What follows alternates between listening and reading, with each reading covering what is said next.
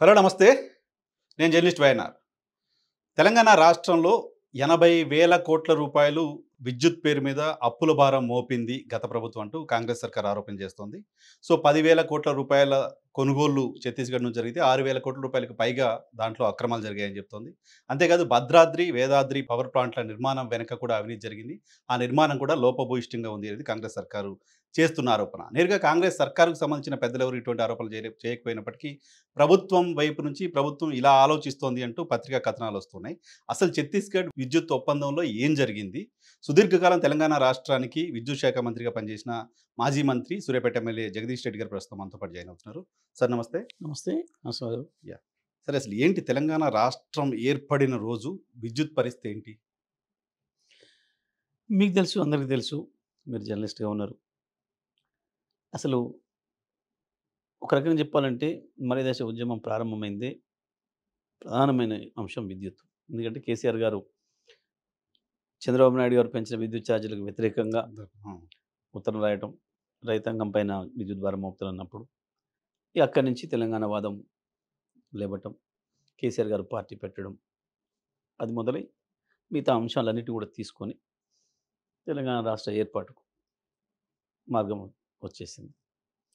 ఆ సమయంలో ఉన్న ముఖ్యమంత్రి, సమైక్య ఆంధ్రప్రదేశ్ చివరి ముఖ్యమంత్రి, ఆయన చాలా స్పష్టంగా చివరి ప్రయత్నంగా మనం దింపుడు గల్లం ఆశ అంటాం. ఉమ్, చనిపోయిన బాడీని తీసుకొని ఊరేగింపు చేసి ఉమ్, కాష్టంలో పెట్టడానికి తీసుకుపోయే ముందు ఒక 2 నిమిషాల ముందర దూరంలో ఉమ్, ఆపేసేసి అందరూ పిలుస్తారు, ఆత్మీయులందరూ. ఉమ్, పిల్లలు తండ్రి అయితే నానా నాన్న అని, నాయనానో ఇంకోటనో పిలుస్తారు. ఉమ్, ఎందుకంటే చివరి ఆశగా లేస్తారేమో, వాళ్ళు ఎందుకంటే అందులో వేస్తున్నాం కదా అని. ఉమ్, ఉమ్, ఆ పద్ధతుల్లో కిరణ్ కుమార్ రెడ్డి గారు కూడా ఒక ప్రయత్నం చేసిండు. ఏంది, ఈ కరెంటు విషయంలో తెలంగాణ ప్రజల్ని భయపెట్టించి ఉమ్, తెలంగాణ వద్దు అని అనిపించచ్చు అని చెప్పి ఆయన ఒక చిన్న ఆలోచన.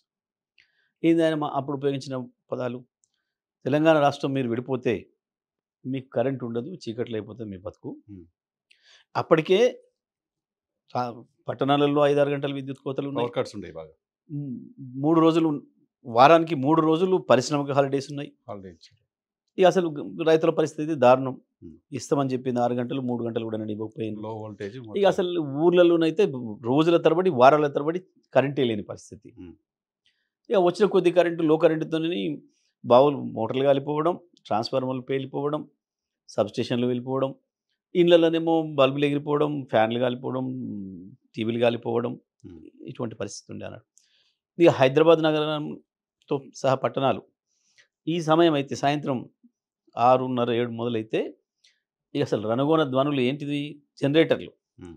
అది వదిలే శబ్ద కాలుష్యం, అవి వదిలే పొగతో వచ్చే కాలుష్యం పట్టణ ప్రజల్ని ఉక్కిరి బిక్కిరి చేసేవి. ఉమ్. అసలు ఇప్పుడు మనం చూస్తున్న చాలా క్యాన్సర్స్ ప్రధానమైన కారణం అది. ఓ, ఉమ్, ఈ జనరేటర్లు సృష్టించిన కాలుష్యం ఓకే. ప్రజలకి. మనం చాలా వరకు అనుకుంటాం పొగాకు ఉత్పత్తులు వాడిన వాళ్ళకి క్యాన్సర్ వస్తుందని, సిగరెట్ తాగితే వస్తుందని, ఇంకా రకరకాలుగా. ఉమ్. కానీ ఏది లేని వాళ్ళు, ఏ అలవాటు లేని వాళ్ళు, పూర్తి శాకాహారులు, పూర్తిగా అన్నిటి దూరంగా అవును, ఉండేవాళ్ళు, అప్పట్లో చాలా మంది చూస్తున్నారు. ఉండేవాళ్ళు సిగరెట్ కానీ, మందు కానీ, ఇంకోటి ఇది అలవాటు లేని వాళ్ళు, ఉమ్, చాలా నియమ నిష్టలతో ఉండేవాళ్ళు, ఉమ్, ఊహించిన వాళ్ళు క్యాన్సర్ బారిన పడుతున్నారు. కరెక్ట్. చిన్నపిల్లలు. ఇటువంటిది, ఉమ్, ఉమ్, ఇది ప్రధానమైన కారణం. ఉమ్, ఉమ్.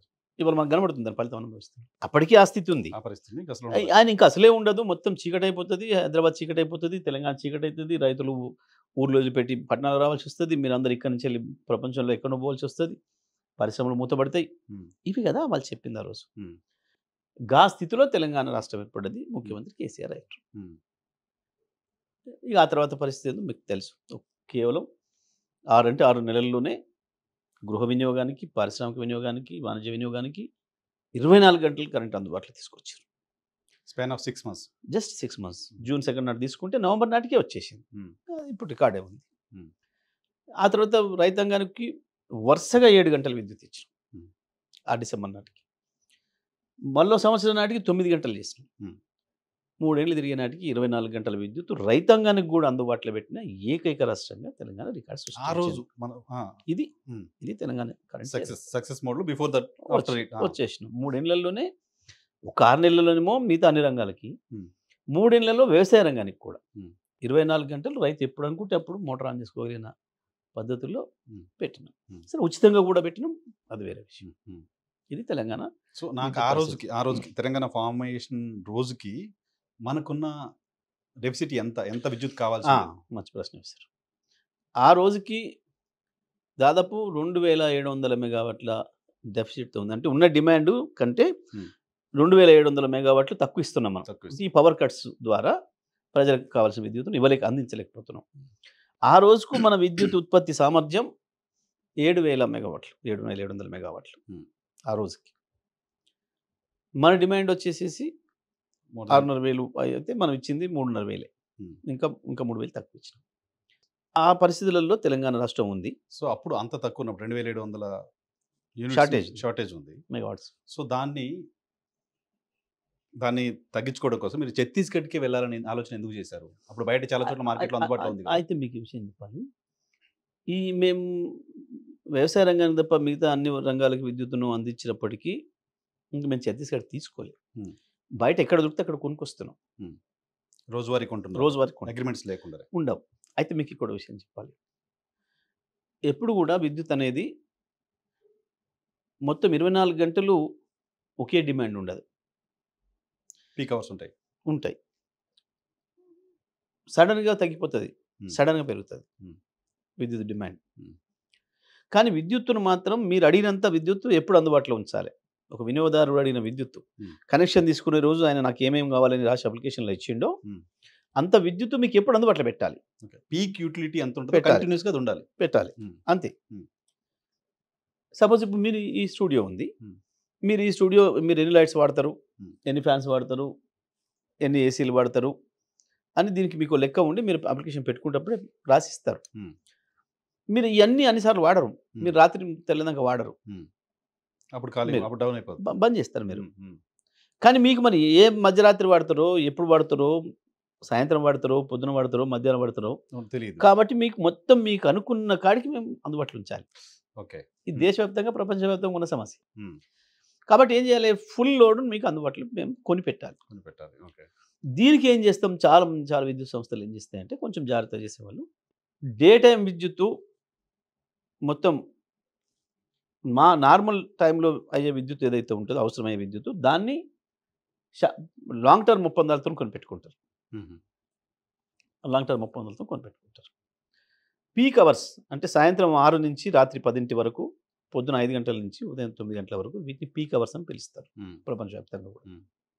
ఆ సమయంలో పూర్తి స్థాయిలో వినియోగిస్తారు ఓకే. దాదాపుగా. హ్మ్. ఇప్పుడు మీరు ఈ సమయం ఉంది. అన్నీ వాడుతున్నారు. హ్మ్. ఏసీలు, లైట్లు, కొంచెం కంప్లీట్ ఫ్యాన్లు వ్యాల్యూ. అన్నీ వాడుతున్నారు. ఇప్పుడు ఇల్లుంది గృహ వినియోగం. ఇప్పుడు ఈ సమయంలో తప్పకుండా ఇంట్లోకి వచ్చి ఉంటారు కాబట్టి రాగానే ఫస్ట్ లైట్లేస్తారు. కొంచెం ఇట్లా ఉక్కపోతున్నప్పుడు మామూలుగా ఉంటేనే ఫ్యాన్‌లేస్తారు, ఏసీలేస్తారు, హ్మ్. టీవీ ఆన్ చేస్తారు. హ్మ్. ఇంకొక వైపు వంటింట్లో గ్రైండరు, మిక్సరు ఏదో అయన్నీ కూడా ఆన్ చేస్తారు. ఇదంతా నడుస్తా నడుస్తూ ఉంటది. అర్ధగంట, గంట నడుపుతారు. ఇప్పుడు ఫుల్ పీక్ ఉంటది. సపోజ్ హైదరాబాద్ నగరమే తీసుకుందాం. హ్మ్. మామూలు కాలంలో మధ్యాహ్నం పూట ఎంతైతే ఉంటుందో డిమాండ్ రాత్రి పూట సరిగ్గా దానికంటే 100% ఎక్కువ ఉంటుంది. అవునా? ఆహా! కొన్నిసార్లు 70%, కొన్నిసార్లు 50% ఎక్కువ ఉంటుంది. హ్మ్. హ్మ్. ఎట్లుంటదంటే ఎండ ఉంది మీకు బాగా. 3000 మెగావాట్ల విద్యుత్ లాగుతుంది మొత్తం. అన్ని ఏసీలు, ఫ్యాన్లు అన్నీ ఏసేసి. సడెన్‌గా మీకు ఒక్క వర్షం పడిందనుకోండి. ఒక్కటే దెబ్బకి డ్రాప్ అయిపోతుంది. 50% డ్రాప్ అయిపోతుంది. ఇట్లా ఉంటాయి. హ్మ్. అయితే జనరల్‌గా మనం ఎవరమైనా ఏం చేస్తామంటే, ఈ మధ్యాహ్నం పూట మామూలు టైంలో అవసరం ఉన్నది ఏదైతే ఉందో, అదేమో మొత్తం లాంగ్ టర్మ్ ఒప్పందాలల్ల ఓకే. తీసుకొని పెట్టుకుంటాం. హ్మ్. అది ఎప్పటికి సరఫరా అయితేనే ఉంటది. ఆగకుండా 24 గంటలు. హ్మ్. అది. హ్మ్. 24/7 అయితేనే ఉంటది. నడుస్తుంది.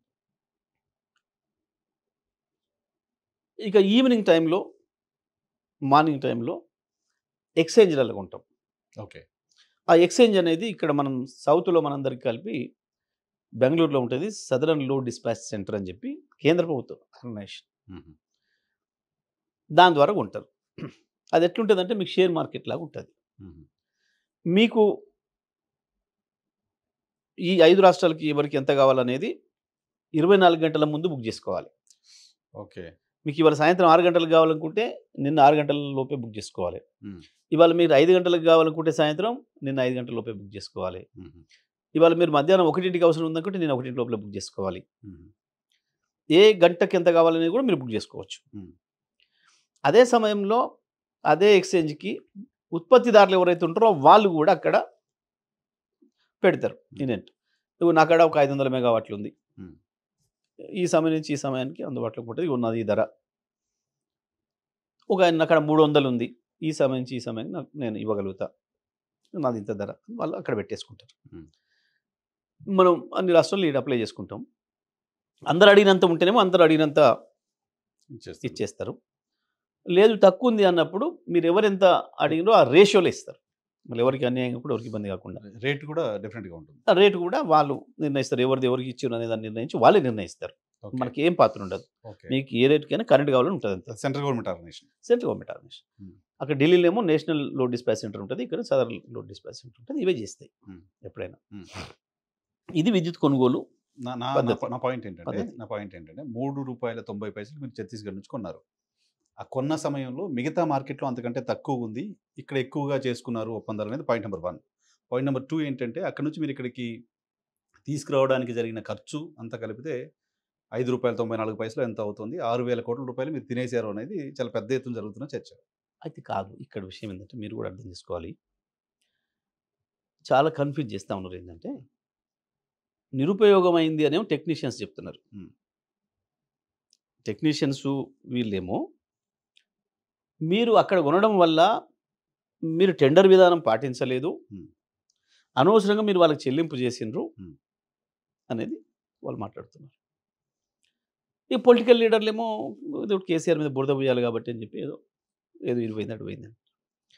ఇంతకు మీకు అసలు విషయం చెప్పాలి. ఇక్కడ అసలు ఎందుకు ఇక్కడ ఏమీ లేని దాని మీద ఈ చర్చ చేస్తున్నారు, విచారణ కమిషన్ వేసిండ్రు అనేది ఆలోచన చేయాలి మీరు. నేను మొదటి నుంచి చెప్తా ఉన్నా, మా పార్టీ మొదటి నుంచి చెప్తుంది, అసలు విచారణ కమిషన్ వేసుకోండి అని చెప్పి ఛాలెంజ్ చేసింది. అసెంబ్లీలో మాట్లాడింది. మాకు ఎంత విశ్వాసం ఉంటే చెప్తాం అన్నమాట. ఎందుకంటే ఇవి 4 ఇప్పుడు వాళ్ళ టర్మ్స్ ఆఫ్ రెఫరెన్స్ ఇచ్చిన దాంట్లో 4 అంశాలు ఇచ్చారు. ఒకటి, PGCIL లైన్ బుక్ చేసుకోవడం అనేది మనకు పైసలు దండు కానీ 1000 మెగావాట్కి అవసరమైతే 2000 మెగావాట్ బుక్ చేశారు. ఒకటి. 2, ఛత్తీస్గఢ్ నుంచి మీరు తెచ్చుకోవడం వల్ల మీరు టెండర్ లేకుండా డైరెక్ట్గా PPA చేసినారు కాబట్టి టెండర్లో అయితే తక్కువ వచ్చేది, మీరు PPA చేయడం వల్ల ధర ఏకపక్షంగా నిర్ణయమైంది, అందువల్ల నష్టం వచ్చింది అనేది ఒకటి. అయితే ఈ ప్రభుత్వ విషయ కమిషన్కి వాళ్ళు ఇచ్చిన టర్మ్స్ ఏంటంటే ఈ PGCIL లైన్లో కొనేటప్పుడు ఏమన్నా విధానపరమైన లోపాలు ఉన్నాయా, దీనివల్ల ప్రభుత్వ ఖజానాకి ఏమైనా నష్టం జరిగిందా, మన సంస్థలకి ఏమైనా నష్టం జరిగిందా, అట్లా కొనేటప్పుడు కూడా ఏమైనా విధానపరమైన లోపాలు ఉన్నాయా, ఇంట్లో ఏమైనా మతలబు ఉందా. 3వది, ఇక్కడెక్కడ మన మనుగూరులో మీరు సబ్ క్రిటికల్ టెక్నాలజీ ద్వారా పెట్టినరు, సూపర్ క్రిటికల్ టెక్నాలజీ వచ్చిన తర్వాత దానివల్ల కూడా మన మీద ఎంత అదనపు భారం పడింది.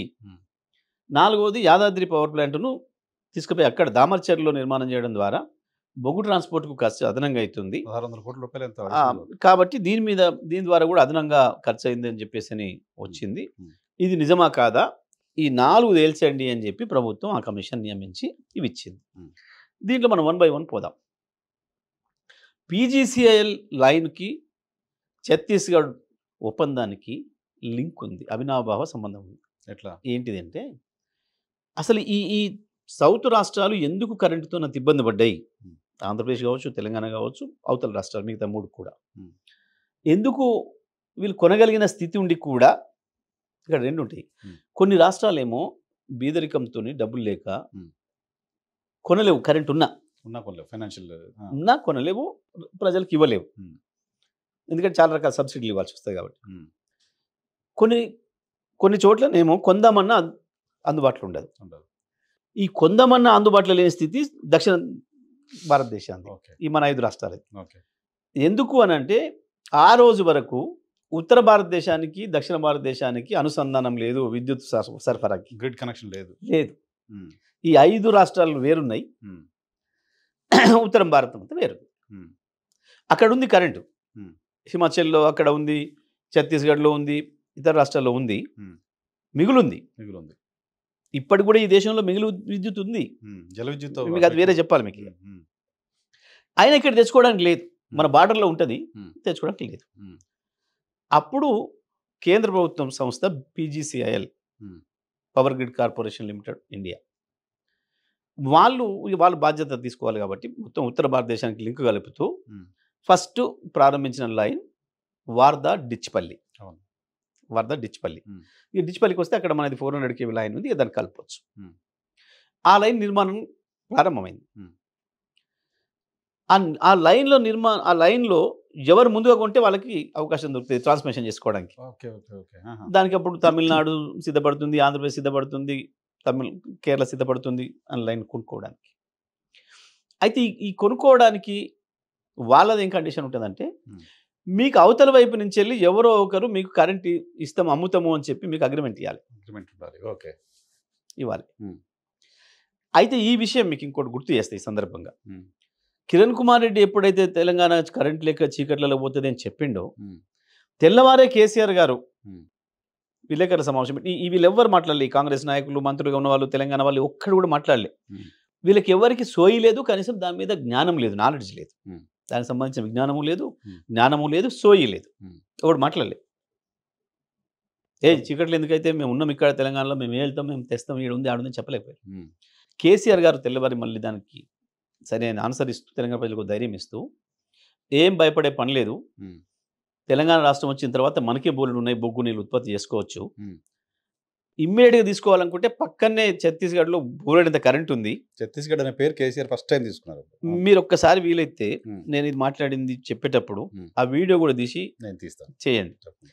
ఆ రోజు చెప్పారు కేసీఆర్ గారు, ఉమ్, ఏదో ముఖ్యమంత్రి అయిన తర్వాత అని చెల్లిపోయి తెచ్చుకుంది కాదు. అవును. ఆ రోజుకు మాకు అక్కడ ఏ ప్రభుత్వం ఉంటుంది మనకి ఎందుకు తెలుస్తుంది, అక్కడ కాంగ్రెస్ గవర్నమెంట్ ఉంటుందా, బీజేపీ గవర్నమెంట్ ఉంటుందా, ఇంకోటి ఉంటుందా, ఉమ్, అక్కడ ఉంది, తెచ్చుకోవచ్చు, మనం భయపడొద్దు తెలంగాణ ప్రజలు అని చెప్పారు. అవును. It is very clear. Um, ఈ లైన్ అయితే ఏదైతే ఇక ప్రారంభమైందో వెంటనే మనం అర్జెంటుగా కొనాలి, లేకపోతే దెబ్బతింటాం. ఎందుకంటే అప్పటికే చంద్రబాబు నాయుడు కుట్రలు తీవ్రంగా మొదలైనాయి మన మీద, ఉమ్, విద్యుత్ విషయంలోనే ప్రత్యేకంగా. ఉమ్, ఆయనకు కూడా కిరణ్ లాగానే విద్యుత్ విషయంలో తెలంగాణను ఉక్కిరి బిక్కిరి చేసి తెలంగాణను చీకట్లోకి నెట్టి, ఉమ్, మనకు మన తెలంగాణే వద్దు, మళ్ళీ ఆంధ్రప్రదేశ్లో కలుద్దాము అని అనిపిద్దామన్న ఒక కుట్రలో ఉన్నాడు ఇంకా చంద్రబాబు నాయుడు, ఇంకా కలల్లో ఉన్నాడు. ఉమ్, అందుకే ఖమ్మం జిల్లాలో 7 మండలాలు తీసుకున్నాడు. తీసుకున్నారు. 7 మండలాల మట్టి దుమ్ము ఏది లేదు. ఉమ్, ఆ 7 సీలేరు- మండలాల పరిధిలో సీలేరు. సీలేరు పవర్ ప్రాజెక్ట్ ఉంది. ఉమ్, సంవత్సరానికి 300 పైగా రోజులు, ఉమ్. దాదాపు 365 రోజులు వాటర్ అవైలబిలిటీ ఉంటుంది. విద్యుత్ ఉత్పత్తి అవుతుంది అతి తక్కువ ఖర్చుతోనే. అసలు వాస్తవం చెప్పాలంటే ఖర్చే లేకుండా, ఓకే. ఉద్యోగస్తుల ఖర్చు తప్ప ఇంకేం లేదు. ఉమ్, ఉమ్, దాని మీద కుట్ర చేసి ఆనాడు మోడీతో మాట్లాడి ఆ 7 మండలాలు తీసుకుంటాడు. ఒకటే తీసుకుంటే అనుమానం వస్తుందని 7 తీసుకున్నాడు. ఉమ్, ఉమ్. ఆ కుట్రను మొన్న ఆయనే చెప్పిండు. చాలాసార్లు చెప్తున్నారు, ఇప్పుడు సక్సెస్ గా చెప్తున్నారు దాన్ని. మొన్న మొదటి సమావేశంలో, ఆయన ఎల్పీ సమావేశంలో, ఎన్డీఏ సమావేశంలో చెప్తున్నారు. గతంలో నేను ఆ 7 మండలాలు ఇస్తేనే నేను ప్రమాణ స్వీకారం చేస్తా, లేకపోతే చేయను అని మోడీకి చెప్పిన అనమాట. ఆ కుట్రను ఆయన మొన్న బయటపెట్టారు. ఉమ్, ఇక మనకి ఇవ్వాల్సిన కరెంటు, మనకి ఏదైతే చట్ట ప్రకారం రిఆర్గనైజేషన్ యాక్ట్ ప్రకారం 53.96% మనకి ఇవ్వాలన్న విద్యుత్ అక్కడి నుంచి ఆంధ్రప్రదేశ్ రాష్ట్రం నుంచి, ఉమ్. అది మొత్తం ఎగ్గొచ్చిండు. ఇవ్వాలి అసలు. ఒక్క యూనిట్ కూడా. ఓ, ఉహు, ఇంకొకటి, అక్కడి నుంచి వేరే ప్రైవేట్ వాళ్ళ దగ్గర, హిందూజా వాళ్ళ దగ్గర, ఇతర వాళ్ళ దగ్గర విద్యుత్ ఉండే. సరే అదన్నా కొందాము అని చెప్పి కేసీఆర్ గారు వాళ్ళని సంప్రదిస్తే వాళ్ళని పిలిచి భయపెట్టాడు, తెలంగాణకు కరెంట్ ఇవ్వద్దు, మీరు అమ్మొద్దు ఓ, అని చెప్పి. ఉహు, ఉహు, ఇవన్నీ జరుగుతూనే వాళ్ళ పార్టీ అసెంబ్లీలో మన శాసనసభ ప్రారంభమైన 3వ రోజే ఉమ్, విద్యుత్ ఇయ్యలేని తెలంగాణ ప్రభుత్వం నశించాలని ప్లకార్డులు పట్టుకొని వచ్చారు. అవును. ఎంత కుట్ర. ఉమ్, ఇవన్నీ చేస్తూనే విద్యుత్ ఇయ్యలేని ప్రభుత్వం నశించాలనుకుంటూ మా దిమ్మలు కూడా కొట్టడం మొదలుపెట్టారు కరీంనగర్ జిల్లా లాంటి చోట. రుణమాఫీ, విద్యుత్ రెండు కలిపి చాలా చోట్ల. ఎంత దుర్మార్గంగా. ఇవన్నీ చంద్రబాబు నాయుడు కుట్రలో భాగంగా జరిగింది. ఉమ్, ఆ సమయంలో కేసీఆర్ గారు వారికి ఒక నాలెడ్జ్ ఉంది, ముందే అవగాహన ఉంది, విజన్ ఉంది కాబట్టి ఎప్పుడైతే లైన్ వస్తుందో మనం అడ్వాన్స్ కావాలి అని చెప్పి ఉమ్, చక్కగా ఛత్తీస్గఢ్ ముఖ్యమంత్రి గారితో మాట్లాడి, ఉమ్, సార్ మా పరిస్థితి ఇది, ఇబ్బంది ఉంది, మీరు మాకు విద్యుత్ కావాలి ఇట్లా అంటే, రండి మీరు మాట్లాడదామని చెప్పిన వారు ఇంకో మాట కూడా చెప్పారు, మా పార్టీ నాయకుడు దత్తాత్రేయ గారిని కూడా ఆహ్వానిస్తాం మీరు వచ్చినప్పుడు అని. పిలుచుకోండి సార్, మాకేం లేదు అని చెప్పి పోయి బహిరంగంగా ఎంఓ చేసి వచ్చినాం. ఉమ్, ఇక ఇక్కడే ఉంది విషయం. ఉమ్, ఉమ్, వీళ్ళు మాట్లాడే దొంగలు, తెలంగాణ ద్రోహులు ఈ మాటలు మాట్లాడేటోళ్ళు. ఇవాళ కరెంట్ తెలంగాణకు ఛత్తీస్గఢ్ విద్యుత్ తెచ్చిన దాని మీద, పీజీసీఎల్ లైన్ మాట్లాడిన దాని మీద మాట్లాడడం అంటే, వ్యతిరేకంగా మాట్లాడడం అంటే ఉమ్, పచ్చి తెలంగాణ ద్రోహుల మాట తప్ప ఉమ్, అది చంద్రబాబు నాయుడు గారి ఇన్స్ట్రక్షన్స్కు లేదా ప్రైవేట్ ఉత్పత్తిదారుల మద్దతుకో మాట్లాడేది తప్ప ఇంకొకటి కాదు. తెలంగాణ ప్రజల పట్ల సోయినుడు ఎవడు కూడా మాట్లాడకూడదు ఈ మాటలు. వారు ఒప్పుకున్నారు. ఆ ఎంఓఐని తీసుకుపోయి పీజీసీఎల్ దగ్గర సమర్పించి దీంట్లో లైన్ బుక్ చేసుకున్నాం. ఇప్పుడు వీళ్ళు అభ్యంతరం చెప్తున్న వాళ్ళు ఇంకోటి ఏం మాట్లాడుతున్నారాడా, ఆ టైంకు మీకు ఏదైతే మార్వా నుంచి విద్యుత్ ఇస్తారని చెప్పి ఛత్తీస్గఢ్ ఒప్పుకున్నదో అప్పటికి ఆ ప్లాంటే పూర్తి కాలేదు మాట్లాడుతున్నారు. పూర్తి కాలేదు కాబట్టి మిగిలింది ఇంకా అప్పటికి ఎవరు బుక్ చేసుకోకుండా. ఓకే, ఇది లైన్ కూడా పూర్తి కాలే. జస్ట్ ముందు మనం చేసుకోవాలి కదా, చేసుకోవాలి కదా. నీకు దూపైనప్పుడు మంచి బాయ్ అవుతావా?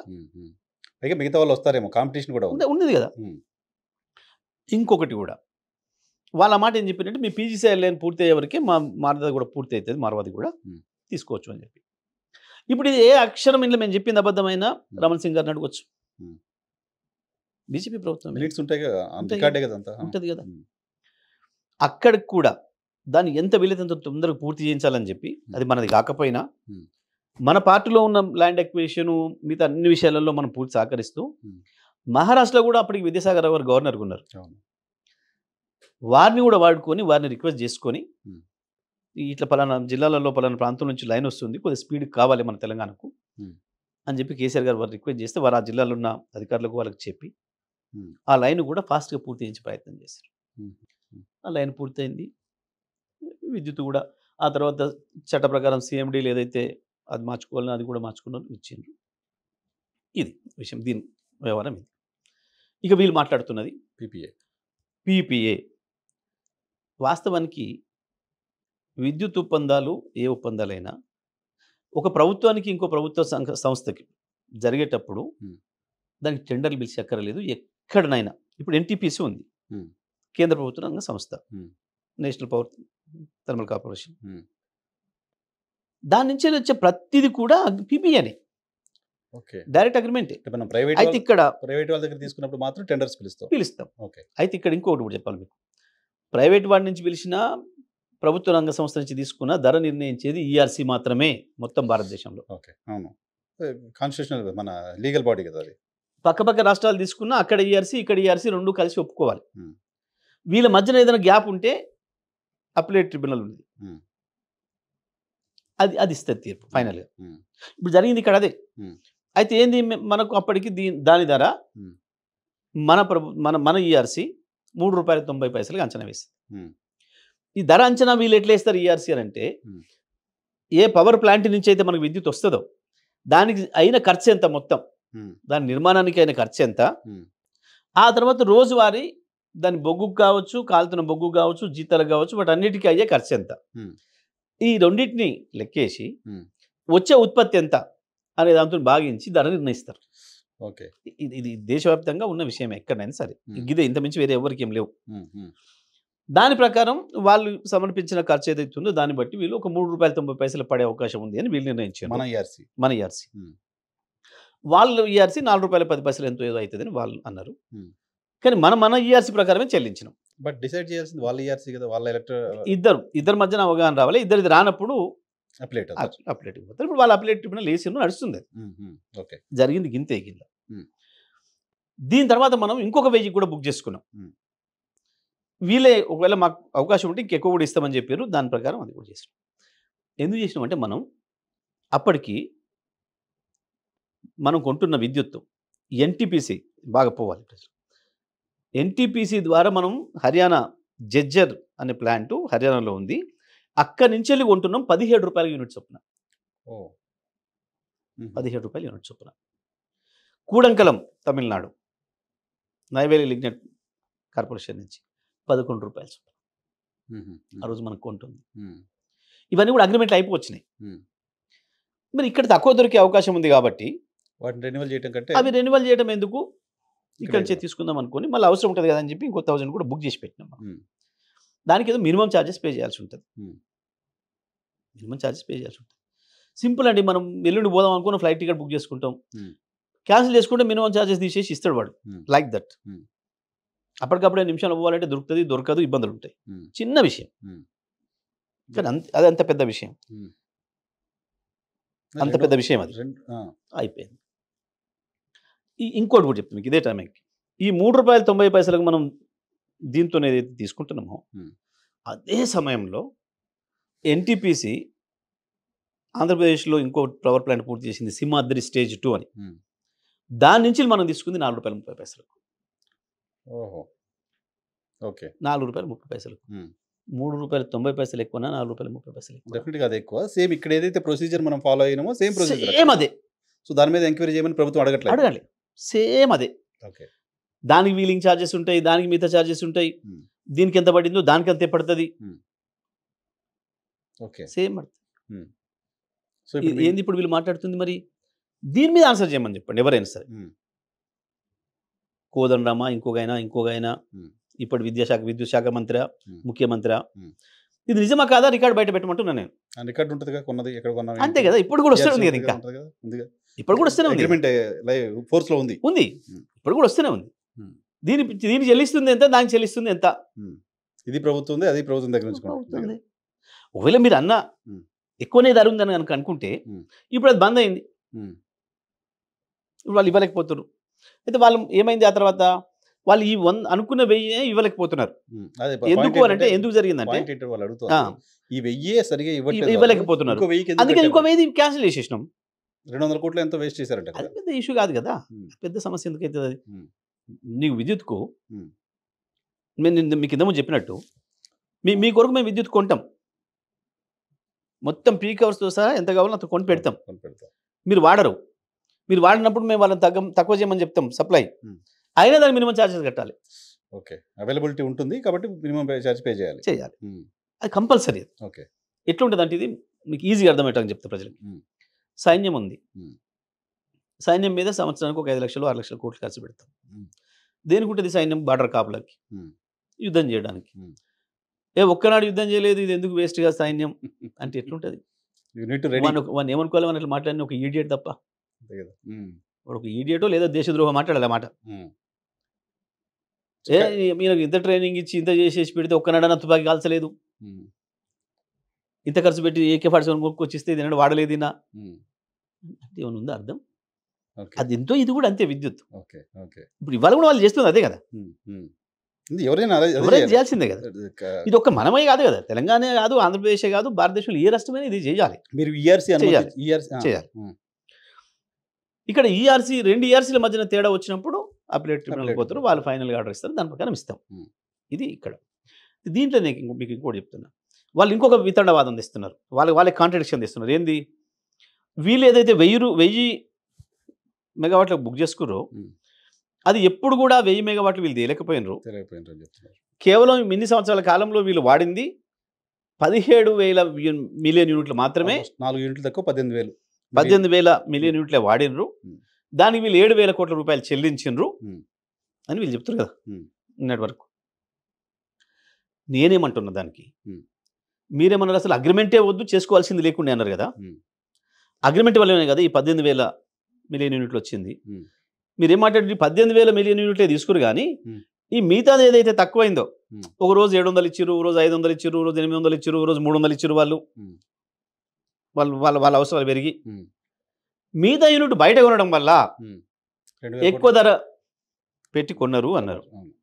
నేను దాన్ని 100% నేనేమంటున్నా అంటే, ఈ అగ్రిమెంటే లేకపోతే అక్కడి నుంచి వెళ్ళి విద్యుత్ రాకపోతే, మొత్తమే రాకపోతే, ఈ 18,000 మిలియన్ యూనిట్లు కనుక మనం బయట కొనాల్సి వస్తే 18,000 కోట్ల రూపాయలు చెల్లించాల్సి వచ్చేది. వేరే మనం 7,000 crores మాత్రమే చెల్లించాం. 10,000 కోట్లు మిగిలిచ్చినట్టు. నష్టమైందా, లాభమైందా? ఒకవేళ నీ ఆర్గ్యుమెంటే నిజం అనుకుంటే, నువ్వు ఎంత కన్వీనియంట్గా చెప్పుకుంటావు, నువ్వు ఆర్గ్యుమెంట్ ఇక్కడ ఇటు అక్కడ అటు తీసుకోవడం తప్పు. ఒకవైపు నువ్వు అగ్రిమెంట్ చేసుకున్నా అది రాలేదు కాబట్టి ఎక్కువ ధరకు కొన్నావు, మరి అది చేసుకోకపోతే మొత్తం ఎక్కువ ధరకు కొందుగా. సో అక్కడ 2,000 కోట్లు ఖర్చు పెట్టారు, కానీ ఇది మోర్ దాన్ దట్. ఇంకోటి కూడా చెప్తాను నేను, మీరు ఇంకోటి చెప్పాల్సి ఉంటుంది. మీ వాదన నిజం అనుకుంటే, ఆ సమయంలో ఫలానా రాష్ట్రంలో, ఆంధ్రప్రదేశ్లోనా, కర్ణాటకలోనా, తమిళనాడులోనా, కేరళలోనా, సౌత్లో ₹3.90 కంటే ఇంకెవరన్నా ₹3.80కో, ₹3.50కో, ₹3.89కో ఎక్కడన్నా విద్యుత్ దొరికే అవకాశం ఉండినా వాళ్ళు ఎవరైనా పక్క రాష్ట్రంలో చేసుకుంటారు. మీరు కనుక ఇది నిరూపిస్తే నేను రాజకీయాలు తప్పుకుంటా అంటున్నా నేను. మీరు ఇది కనుక నిరూపిస్తే. అంతకంటే తక్కువకి ఎక్కడ లేదు అవైలబిలిటీ. అసలు అవైలబిలిటీ లేదు ఫస్ట్. అవైలబిలిటీ లేదు. అంతకంటే తక్కువ అగ్రిమెంట్ చేసుకునే వాళ్ళు లేరు. నేను చెప్తున్నా ఇప్పుడు మీకు ఛాలెంజ్ చేసి. అదే సమయంలో ఇంకోటి మనం ఏదైతే ఎన్టీపీసీ నుంచి వచ్చిందో ₹4.30 ఇదే ప్రొసీజర్లో చేసుకున్నాం. Okay okay okay. ఇదే ప్రొసీజర్లో చేసుకున్నాం. సో దీనికి వాళ్ళ ఈ అభ్యంతరాలు చెప్తున్న వీళ్ళందరికీ అనుమానాలను రేకెత్తించినట్టు చెప్పిన కోదండరాం కావచ్చు, ఆయన ఉండే శిష్యులో సహచరులు కావచ్చు, సమాధానం చెప్పి తీరాలి. వాళ్ళు ఏమంటారంటే ఈ పనికి మళ్ళీ పొలిటికల్ లీడర్ల గురించి నేను ఛాలెంజ్ చేస్తాను. వీళ్ళు చెప్పి తీరాలి. మీరే వీళ్ళకి ఎన్ని నేర్పింది వీళ్ళు. వీళ్ళకు ఉండే తీటతోని, వీళ్ళకు ఉండే చిన్న పదవి ఆలస్యతోని, లేదా అందులో ఉండే ఉద్యోగస్తులు వాడి ట్రాన్స్ఫర్ ఇంకోటో ఏదో కుళ్ళు పెట్టుకొని వీళ్ళు ఏందో చెప్తే వీళ్ళేందో అనుకొని వీళ్ళ భాషలో వీళ్ళు చెప్పారు, టెక్నికల్ భాషలో వాళ్ళు పొలిటికల్ భాష కాబట్టి వాళ్ళకి ఇంకో తిరిగి అర్థమైంది. అయిపోయి ఇంట్లో ఏందో జరిగిపోయింది, కేసీఆర్ ఏందో తప్పు చేసిండు అని చెప్పి. కేసీఆర్ ఎంత అద్భుతమైన విజయం సాధించిన రంగం మొదటి రంగం ఇది కాబట్టి కేసీఆర్కి రాష్ట్ర వ్యాప్తంగానే కాదు, వ్యతిరేకించిన ఆంధ్రప్రదేశ్ ప్రజలు కూడా కేసీఆర్ని అత్యంత ఎక్కువగా ఇష్టపడింది ఈ విషయంలోనే కాబట్టి ఒక అద్భుతమైన విజయాన్ని సాధించిండు మొదటిగా అని చెప్పి. ప్రపంచవ్యాప్తంగా కూడా పెట్టుబడిదారులు తెలంగాణ పైన విశ్వాసం ఏర్పరచుకోవడానికి ప్రధానమైన రంగం కాబట్టి హైదరాబాద్ గ్లోబల్ సిటీగా కంఫర్టబుల్. ఈ దీంట్లోనే కేసీఆర్ని దెబ్బ కొట్టాలి, కేసీఆర్కి మళ్ళీ ముయ్యాలని చెప్పి చేసిన కుటిల ప్రయత్నంలో భాగంగా వేసిన కమిషను, ఈ పెట్టిన చర్చలు, వీళ్ళు తీసుకొస్తున్న పసలేని ఆరోపణలు కేవలం కేసీఆర్ మీద బురద జల్లాలని. ఈ రెండు అయిపోయినాయి. మూడవది sub critical, super critical. PPA close చేయడానికంటే ముందు పీపీఏకి ఈఆర్సీ పర్మిషన్ ఇవ్వలేదు అనేది రఘు గారు మాట్లాడుతున్నారు. ఎంత తెలివిలేని మాట అంటే, ఎంత మూర్ఖత్వం అంటే, అసలు ₹3.90 నిర్ణయించింది ఎవడు? మరి ఎవరు నిర్ణయిస్తాడు? ఈఆర్సీ నిర్ణయించకుండా ₹1 కూడా చెల్లించడానికి లేదు, ఎవరు కూడా హక్కే లేదు మనకు. సింపుల్. మీరు కలిసినప్పుడు అడగండి, ₹3.90 నిర్ణయించింది ఎవరు? నిర్ణయించారు. ఎవరు? అగ్రిమెంట్ ని అసలు ఆర్డరే కదా అది. ఆర్డర్ ఇచ్చారు, బట్ అగ్రిమెంట్ ని యాక్సెప్ట్ చేయలేదంట ఈఆర్సీ. అరే అగ్రిమెంట్ అగ్రిమెంట్ తీసుకోకపోతే ఆర్డర్ ఎట్లా ఇస్తారండి? అగ్రిమెంట్ అనేది పరిగణలో తీసుకోకపోతే ఆర్డర్ ఎట్లా ఇస్తారు? ఈఆర్సీ ఆర్డర్ కదా అది. ఇక్కడ ఈఆర్సీ 3.90 ఇచ్చింది, అక్కడ ఈఆర్సీ ₹4.10 ఏదో ఇచ్చింది. బట్ మనం చెల్లించడం 3.90తోనే చెల్లించినాం. ఫైనల్గా అపిలేట్ ట్రిబ్యునల్ ఏదైతుందో అది ఇచ్చేదాన్ని అంగీకరిస్తామని చెప్పినాం. వాళ్ళైనా అంగీకరించాల్సి మనం దాని ప్రకారమే మనం 7,000 కోట్లు చెల్లించినాం. అది జరిగింది. అది ఇక ఇది దానికి ఆర్డర్ లేదు అనేది ఒక తెలివి తక్కువ మాట, అబద్ధపు మాట, కావాలని చెప్పి మాట్లాడే ఒక మూర్ఖ మాట తప్ప ఇంకొకటి కాదు. ఏంటిది మాట్లాడింది? ఎందుకేంది? ప్రొవిజనల్గా ఇచ్చిండ్రు, ప్రొవిజనల్గా ఇచ్చిండ్రు, ప్రొవిజనల్గా ఇచ్చింది 3.90. ఆయన కాదని ఇచ్చిన ₹4.05, ₹4.06 మాట చెప్తాను. ఇంకోటి కూడా చెప్తున్నా, వాళ్ళు మాట్లాడడానికి కొంచెం మనం ఉండాలి. అంటే వాళ్ళు ఏమో చిన్నపాటి ఉద్యోగస్తులు కాబట్టి వీళ్ళలాగా అబద్ధాలు చెప్పడం రాదు కదా రాజకీయ నాయకుల్లాగా పెద్దగా.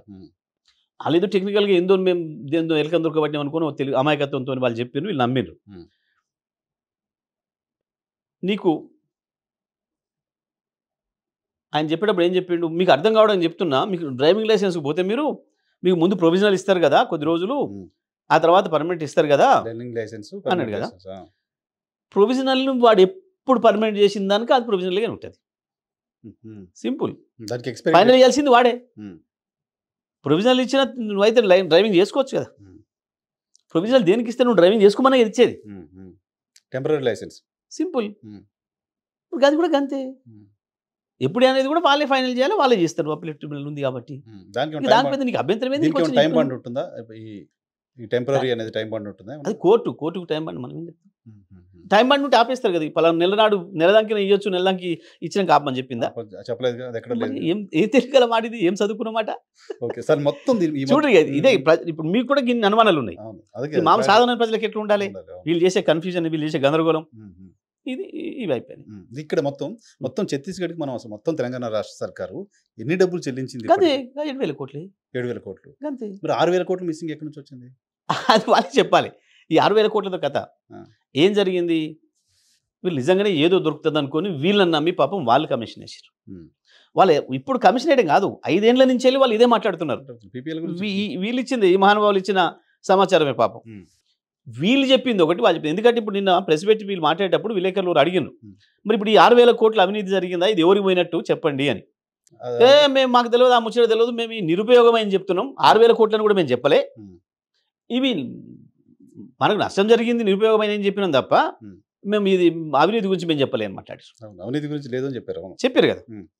5-6 ఏళ్ల కిందనే వీళ్ళు వాళ్ళకి ఏదో సమాచారం ఇస్తే దాన్ని నమ్మి అసెంబ్లీలో దీనిపై చర్చ జరిగింది. అవును. ఇదే బట్టి విక్రమార్క శ్రీధర్ గారు మాట్లాడారు. నేనే లేచి సమాధానం చెప్పిన.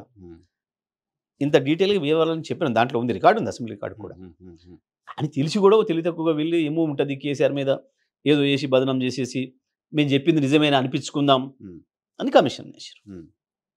మేము కమిషన్ ఏమని చెప్పి మేము ఎందుకు అన్నామంటే మీరు చేసిన ఆరోపణలు నిజమే అయితే చేయండి, చలో మేము సిద్ధంగా ఉన్నాం. ఒక్క పైసా అవినీతి జరిగినా, ఒక్క పైసా నిరుపయోగం జరిగినా మేము బాధ్యులమవుతాం అని ఛాలెంజ్ చేసినాం. కానీ నిజంగా ఎక్కడన్నా చిన్న లోపమే జరుగుంటే, పొరపాటే జరుగుంటే మేమే బదలాడుకుందాం కదా సాటుగా. కానీ అసెంబ్లీలో జగదీష్ రెడ్డి కమిషన్ ఏంటి అని సవాల్ చేస్తాడు.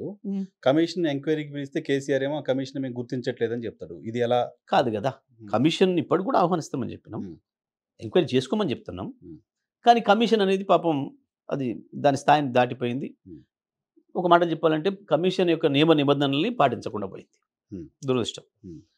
ఎందుకు అంటే పాపం వారిపైన గౌరవం ఉండే, కేసీఆర్ గారికి కూడా పూర్తి విశ్వాసం, వారి మీద గౌరవం. తెలంగాణ బిడ్డ, తెలంగాణ ఉద్యమంలో అప్పుడు సపోర్ట్ చేస్తున్నారు అనేది వినిపించింది. మాకు ప్రత్యక్షం రాలేదు కానీ అయితే పాపం ఎందుకో వారికి కూడా వీరికున్న అభిప్రాయమే ఉన్నట్టుగా ముందే బయటపెట్టినాడు ఆయన. మన అదృష్టం కొద్ది ప్రెస్ మీట్ పెట్టడమే ఒక పెద్ద తప్పు. దేశ చరిత్రలో ఏ కమిషన్లో కూడా అట్లా ప్రెస్ మీట్ పెట్టి చెప్పలేదు.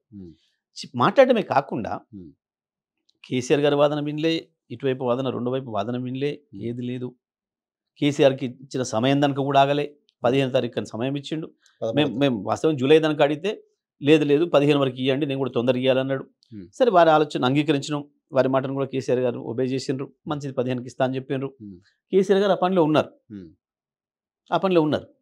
ఉండగానే 11వ తారీఖు నాడు సమావేశం పెట్టేసి ఒక నిర్ణయానికి వచ్చేసి ఆ నిజమే నష్టం జరిగింది, ఇక లెక్కలు మాత్రమే అంచనా వేసేది ఉంది అన్నాడు. అంటే అర్థమైపోయింది ఇంకా ఆయన. ఓహో, అంటే వాళ్ళ గొంతు వీరి గొంతు ఒకే తిరుగు ఉంది, ప్రీఆక్యుపైడ్ బ్రెయిన్తో ఉన్నాడు. ఒక జడ్జిగా లేదా ఒక విచారణాధికారిగా, ఇప్పుడు ఆయన జడ్జి గారు దాంట్లో, ఇక్కడ జ్యుడిషియల్ విచారణ కాదు కదా, విచారణాధికారిగా ఉన్నాడు. విచారణాధికారి విచారించి అందులో ఏం జరిగింది, ఆయన ఒపీనియన్ ఏంది రాసి అక్కడ సబ్మిట్ చేసిపోవాలి. దాన్ని బయట పెట్టే హక్కు కూడా విచారణ సంస్థకు ఉండదు కదా, ఎప్పుడు లేదు, ఇవ్వాలి. ఆ తర్వాత ఆ ప్రభుత్వం చెప్తుందా చెప్పదా, తీస్తుందా తీయదా అనేది వాళ్ళ ఇష్టం. సో ఆయన ఇష్టం, రూల్స్ ఫాలో అవ్వలేదు కాబట్టి మీరు కమిషన్ని చెప్పినాం కరెక్ట్ కాదు. అప్పటికి కూడా కేసీఆర్ గారు దానికి ఉత్తరం రాసి 4 ముఖ్యాలలో ఈయన మొత్తం ముందే చెప్పిండు, ఈయన నా మీద వ్యతిరేక అభిప్రాయంతో ఉండు కాబట్టి నేను రాను అని చెప్పలే. అన్ని అంశాలకు డీటెయిల్గా ఆన్సర్ ఇస్తూ 12 పేజీల లేఖ రాస్తూ, ఇదే సందర్భంలో మీరు ఈ రకంగా మాట్లాడినారు. మొదటిది, సహజ న్యాయ సూత్రాలకు విరుద్ధంగా ప్రవర్తించినారు, కమిషన్ యొక్క నీతి నియమాలకు విరుద్ధంగా పనిచేసినారు, గత సంప్రదాయాలకు విరుద్ధంగా పనిచేసినారు. మీరు ఆల్రెడీ నా మీద ఒక అభిప్రాయం ఉన్నట్టుగా మీరు బయటపడినారు. కాబట్టి దయచేసి మీరు ఈ అర్హత కోల్పోయినారు విచారించేదానికి, మీరు తప్పుకుంటే మంచిది అనే మాట చాలా గౌరవంగా విజ్ఞప్తి చేసినారు. ఆ రైట్ కేసీఆర్ గారికి ఉంది ఎప్పుడైనా. ఎందుకంటే మామూలు కేసులలో కూడా అసలు జడ్జిని కూడా మార్చమని, లేదా ఈ కోర్టు నుంచి మా కేసు మార్చండి అని అడిగే హక్కు కూడా ఒక పౌరుడికి ఉంటుంది. జడ్జి వద్దు అని అడిగే హక్కు కూడా ఉంటుంది. ఒక విచారణాధికారిని ప్రాసిక్యూషన్ కూడా మార్చమని చెప్పి అడిగే హక్కు ఉంటుంది ఎప్పుడైనా. కాబట్టి ఇది చిన్నది, ఈ దాంట్లో ఎందుకు ఉండదు, తప్పకుండా ఉంటుంది. ఓకే, మిగతా 2 ఇష్యూస్ మనం భద్రాద్రి వేదాద్రి. భద్రాద్రికి సంబంధించి వాళ్ళ అభ్యంతరం సబ్ క్రిటికల్ టెక్నాలజీ. అసలు ఈ సబ్ క్రిటికల్ టెక్నాలజీ ఏంది, సూపర్ క్రిటికల్ టెక్నాలజీ ఏంది, అసలు ఈ 2 పదాలు ఎప్పుడు పుట్టినాయి, ఇది ప్రజలకు పోవాలి. ఈ 2 పదాలు వచ్చేసేసి హార్డ్లీ ఇప్పుడు 10-12 సంవత్సరాలు, 2012 తర్వాత 13 నుంచి మొదలైనవి. ఇవి ఏంటిది? సూపర్ క్రిటికల్ టెక్నాలజీ అంటే 800 మెగావాట్ల విద్యుత్తును ఒకేసారి ఉత్పత్తి చేయడానికి నిర్మించే ప్లాంట్ ఏదైతుందో ఆ ప్లాంట్లో వాడే టెక్నాలజీని సూపర్ క్రిటికల్ టెక్నాలజీ అని పేరు పెట్టారు. దానికంటే కింద విద్యుత్తు పుట్టిన కాల్చి ఇప్పటి వరకు వాడుతున్న టెక్నాలజీ, అవి 10 మెగావాట్లు కావచ్చు, 30 మెగావాట్లు కావచ్చు, 60 మెగావాట్లు కావచ్చు, 200 మెగావాట్లు కావచ్చు, 500 మెగావాట్ల వరకు ఉత్పత్తి చేసి ఒకే చోట ఉత్పత్తి చేయగలిగిన ఒక ప్లాంట్ నిర్మాణానికి ఉపయోగించేదాన్ని సబ్ క్రిటికల్ టెక్నాలజీ అని పేరు పెట్టారు. దీనికి ఎప్పుడైతే సూపర్ క్రిటికల్ అని పెట్టినో దానికి సబ్ క్రిటికల్ టెక్నాలజీ అని పేరు పెట్టారు. అంతకుముందు ఈ పేర్లు లేవు, పెట్టిండ్రు. పెట్టి ప్రపంచవ్యాపితంగా అన్ని దేశాలు కూర్చొని ఈ సూపర్ క్రిటికల్ టెక్నాలజీ ఒకే చోట ఎక్కువ ఉత్పత్తి చేయడం అనేది అయితే జరిగిందో, దీనికి కొంచెం బొగ్గు తక్కువ పడుతుంది, బొగ్గు కాల్చడం. దానివల్ల ఎమిషన్స్, కార్బన్ ఎమిషన్స్ అనేవి తగ్గుతాయి, పర్యావరణ హాని కొంచెం తగ్గుతుంది. కాబట్టి ఇప్పటి నుంచి ఇవే వాడాలి మనం ప్రపంచవ్యాప్తంగా అని చెప్పి ప్రపంచవ్యాప్తంగా అన్ని దేశాల మధ్యన ఒక ఒప్పందం చేసుకోరు. ఆ ఒప్పందం ప్రకారం భారతదేశంలో కూడా 2017 మార్చి చివరి నాటికి పూర్తయ్యే ప్లాంట్లను మాత్రమే ఈ టెక్నాలజీతో నిర్మించుకోండి. 2017 ఏప్రిల్ నుంచి ప్రారంభించుకోబోయే ప్లాంట్లు ఏదైనా ఉంటే అంత టర్మ్లో మీరు చేయగలిగింది ఉంటే దాన్ని సూపర్ క్రిటికల్తో చేయాలి అని చెప్పి చట్టం తెచ్చారు భారతదేశం. ఇక మనం రాష్ట్రం వచ్చినప్పుడు ఉన్న పరిస్థితులు మనం మాట్లాడుకున్నాం ఎంత దారుణంగా ఉన్నాయో. ఆ పరిస్థితులలో కేసీఆర్ గారు భారతదేశంలో ఇప్పటివరకు ఎక్కడ పవర్ ప్లాంట్ పెట్టాలన్నా ఈక్విప్మెంట్, మెషినరీ అండ్ ఈక్విప్మెంట్ మొత్తం కూడా BHEL తయారు చేసి ఇస్తారు. ఇంకెక్కడి నుంచి లేవు, ఒక BHEL ఇస్తుంది. మనం ఎవరికైనా ప్రైవేట్కి ఇచ్చినా మళ్ళీ వీడు BHELకే పోవాలి. BHEL సొంతంగా కూడా నిర్మాణం చేస్తుంది. కేవలం ఈ ప్లాంట్స్ తయారు చేయడమే కాకుండా, ఈక్విప్మెంట్ మెషినరీ కాకుండా మొత్తం పవర్ ప్లాంట్లు కూడా తీసుకొని చేసే శక్తి BHELకు ఉంది. చాలా దేశాల్లో, చాలా రాష్ట్రాలు చేస్తుంది. కాబట్టి వాళ్ళని పిలుద్దాం, ప్రభుత్వ రంగ సంస్థ. అది కూడా కొంచెం ఇబ్బందులు ఉందని తెలిసింది, దాన్ని కూడా బతికిద్దాం. ఎందుకంటే కేసీఆర్ గారికి ముందు నుంచి వెళ్ళి కూడా ఒకటి ఏంటంటే ప్రభుత్వ రంగ సంస్థల్ని కాపాడుకోవాలి, వాటిని పెంచాలి. ప్రభుత్వ రంగ సంస్థలు ఇచ్చే సేవలే నాణ్యంగా ఉంటాయి, వాటి ఉత్పత్తి నాణ్యంగా ఉంటుంది. పైగా ఉద్యోగాలు అన్నిటి విషయంలో కూడా కొంత అన్ని వర్గాలకు అక్కడ ఉద్యోగాలు దొరుకుతాయి, ఉపయోగం ఉంటుంది. ఇప్పుడు ప్రైవేటు వాళ్ళకి ఇస్తే ఈ మధ్యకాలంలో చైనా నుంచి కూడా తెస్తుందని తెలుస్తుంది. ఎందుకు వచ్చింది పీడ, చైనాది ఎట్లుంటుందో ఏముంటుందో ప్రైవేట్ వాళ్ళకి ఇస్తే అని చెప్పి BHEL పిలిచి అడుగుదాం అని చెప్పి BHEL కబురు పెట్టి పిలిపించారు. చైర్మన్ గారు కూడా వచ్చిండ్రు. కేసీఆర్ గారు వారిని కూర్చోబెట్టి మాట్లాడారు. మీరు ఒక పవర్ ప్లాంట్ను అతి తక్కువ సమయంలో చేయడానికి ఎంత సమయం తీసుకుంటారు, ఎంత సమయంలో నిర్మాణం చేస్తారు? ఆయన ఏం చెప్పిండంటే, సార్ ఇప్పటివరకు భారతదేశంలో ఏ పవర్ ప్లాంట్ కూడా ఎంత తక్కువలో చేసినా 8 నుంచి 10 సంవత్సరాల లోపు నిర్మాణం కాలేదు. ఇప్పటివరకు ప్రారంభించిన ఒక్కటి కూడా 8 నుంచి 10 సంవత్సరాల లోపు కాలేదు. ఇంకా ఎక్కువ డిలే ఉన్నాయి, 12-15 ఏళ్ళు కూడా తీసుకున్నాయి, వేరే ఇతర కారణాలు ఉంటే. కానీ ఎంత తొందరగా నిర్మిద్దాం అనుకున్నవి కూడా ఏ ఆటంకాలు లేని కూడా 8 నుంచి 10 సంవత్సరాలు తీసుకున్నాయి సార్ అన్నారు. అంటే మీరు ఇంకా లోపల పూర్తి చేయలేరా అని కూడా అడిగారు. అడిగితే సార్ మరి మీరు అన్నారు కాబట్టి సూపర్ క్రిటికల్ అయితేనేమో మేము 5 సంవత్సరాలన్నా మినిమం తీసుకుంటాం, 6 ఏళ్ళు అయితే మినిమం పడుతుంది. ఎందుకంటే మనం ఇప్పటిదాకా మేము చేయలేకపోయినాం. కానీ మీరు అన్నట్టుగా మీరు అన్ని రకాల మీరు సహకారం ఇస్తే రాష్ట్ర ప్రభుత్వం నుంచి మాకు అక్కడ నీళ్ళు ఇవన్నీ ఇబ్బంది లేకుండా, ఏ ఆటంకాలు లేకుండా చేస్తే 6 ఏళ్లలో నేను పూర్తి చేయగలుగుతున్నాను అనుకుంటున్నా. ఒకవేళ ఇంకా అంతకంటే ముందు చేస్తే రికార్డ్ ఏది భారతదేశంలో సూపర్ క్రిటికల్ది. మా దగ్గర ఇంకొక అవకాశం ఉంది. సబ్ క్రిటికల్కి సంబంధించిన మెషినరీ ఒక 270 మెగావాట్లు ఉత్పత్తి చేయగలిగినవి 4 ఉన్నాయి. ఒకవేళ మీరు అవి కనుక చేయమంటే 2 సంవత్సరాలలో పూర్తి చేసిస్తా. దానికి ఈ కొత్త చట్టం ఏదైతే ఉందో, ఇప్పుడు ఈ చట్టం కూడా ఉంది, 2017 మార్చి లోపల పూర్తి చేయగలిగితే ఓకే అని చెప్పి కేంద్ర ప్రభుత్వం అంటుంది. మేము అక్కడ పర్మిషన్ల కొరకు మేము కూడా ప్రయత్నం చేస్తాం. MOEF నుంచి వెళ్ళి కానీ మిగతా శాఖల నుంచి కూడా మేము కూడా ప్రయత్నం చేస్తాం, మీరు కూడా చేయండి. అదైతే 2 సంవత్సరాలు లోపిస్తా అని చెప్పి, సరే మంచిదని చెప్పి కొత్తగూడెం అంతకుముందే మనం సూపర్ క్రిటికల్కి ఇచ్చినాం, వాళ్ళకి ఇచ్చినాం, BHELకి సేమ్ నామినేషన్ పద్ధతిలోనే ఇచ్చినాం. మరి అది నిజంగా చేయగలుగుతారా 2 ఏళ్ళలో? మరి ఇప్పటిదాకా చేయలేదంటారంటే తప్పకుండా చేస్తాం సార్ మేము. మాకు కూడా ఇబ్బందే కదా, మళ్ళీ వాళ్ళు పర్మిషన్ ఇవ్వకపోతే రేపు మీరు కూడా ప్రయత్నం చేయండి, నేను కూడా చేస్తా. మీరు ఒక మాట వాళ్ళతో చెప్పిస్తే మేము ఇప్పుడే స్టార్ట్ చేస్తాం ఇమ్మీడియట్గా. ఏ ప్రాజెక్ట్ అని అంతే సార్, ఈ MOEF ఈ అనుమతులు అన్నీ కూడా తర్వాతనే వస్తాయి. 2 ఏళ్ళు 3 ఏళ్ళకి వచ్చినవి ఉన్నాయి, కామన్ అది. ఇప్పటివరకు ఈ దేశంలో కాబట్టి ఏ ప్రాజెక్ట్ అయినా, అవి పవర్ ప్రాజెక్టులు కావచ్చు, ఇరిగేషన్ ప్రాజెక్టులు కావచ్చు, అన్ని అనుమతులు తీసుకున్నాకనే ప్రారంభించిన ప్రాజెక్టు ఒక్కటి కూడా లేదు. కేంద్రము రాష్ట్రము ప్రజల ప్రయోజనాలే కాబట్టి దాంట్లో తప్పు లేదు కాబట్టి అంతే. ఆ మాటకు వస్తే పోలవరం ఇంకా చాలా పర్మిషన్ రాలేదు, దానికి ఏం సపోర్ట్ లేదు. వీళ్ళు మాట చెప్తున్నా, RTPP మొదలుపెట్టారు అక్కడ రాయలసీమలో, దానికి ఏ అనుమతులు లేకుండా మొదలుపెట్టారు. అక్కడేం లేదు, వీళ్ళకి కనపడదు తప్పులు. ఇక్కడ మనం అదే పద్ధతిలో గుడ్ విల్తో పోయి ఇస్తారు కదా, కేంద్రం ఎందుకు ఇయ్యదు? మన రాష్ట్రం కరెంట్ ఇంత ఇబ్బంది పడేది, దేశం అంతా ఇబ్బందితో పడేది. ఆయన మోడీ గారు రావడమే నేను వెలుగులు నింపుతా ఈ దేశానికి కానీ వచ్చిండు. కాబట్టి అనుమతుల కాడ ఆపకపోవచ్చు, ఇస్తారు అని చెప్పి మనం మొదలుపెట్టాం. వాళ్ళు పని కూడా చాలా స్పీడ్గా మొదలుపెట్టారు. నిజంగా 2 నెలల్లో పూర్తి చేద్దరు. ఎందుకంటే కొత్తగూడెం 800 మెగావాట్ల థర్మల్ పవర్ స్టేషన్ను రికార్డు టైంలో, భారతదేశంలో రికార్డు టైంలో 5 నెలల్లో పూర్తి చేశారు. కంప్లీట్ చేస్తారు. సూపర్ క్రిటికల్తో చేశారు. చేసి 5 ఇయర్స్లో చేసి ఇచ్చారు. చేసారు వాళ్ళు. దీన్ని కూడా చేద్దరు పాపం. నేను ఎవడో ఒక దుర్మార్గుడు వైజాగ్ సంబంధించినోడు ఎన్జిటి పోయి కేసు వేసాడు. ఈ అనుమతి లేకుండా ప్రారంభం చేశారు. దురదృష్టవశాత్తు ఆ ఎన్జిటి స్టాప్ చేసింది, స్టే ఇచ్చింది. దాంతో ఆలస్యమైంది. అన్ని కంప్లీట్ చేసుకొని మనం బయటకు వచ్చేసరికి ఆ ఎన్జిటి కూడా పోయి మన బాధలు చెప్పుకొని ఇది పరిస్థితి, చీకట్లో ఉంటున్నాం, గుడ్ విల్తో మేము పోయినాం అని చెప్పి ఈ లోపల కేంద్ర అనుమతులు కూడా తీసుకొచ్చి ఇచ్చి అనుమతి తీసుకున్నాం. ఈ లోపల మన దరిద్రం కరోనా వచ్చింది. అదొక పెద్ద సమస్య. సో అది అట్లా దీంట్లో వాళ్ళు చెప్పేది ఏదైతే ఉందో, ఆ గింతంత రోజు గింతంత బొగ్గెక్కువ కాలుతుంది, దాంతో మొత్తం ప్రపంచం అంతా చీకటైపోతుంది, కాలుష్యం అయిపోతుంది.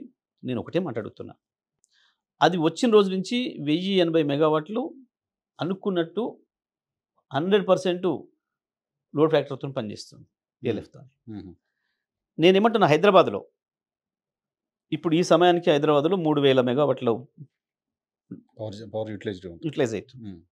ఈ టైంలో ఒక 1000 మెగావాట్లు కనుక తగ్గితే ఇప్పుడు ఈడ ఎన్ని లక్షల జనరేటర్లు అని కావాలి, ఎన్ని లక్షల కార్బన్స్ ఉత్పత్తి కావాలి. ఈ హైదరాబాద్లో లక్షల మంది ప్రజలు షాపింగ్ పోయేవాళ్ళు, రోడ్ల మీద పోయేవాళ్ళు, ఎంతమంది శబ్ద కాలుష్యానికి గురి కావాలి, ఎంతమంది మీ పొగ వల్ల వచ్చిన ఈ దీంతో క్యాన్సర్ బారిన పడాలి.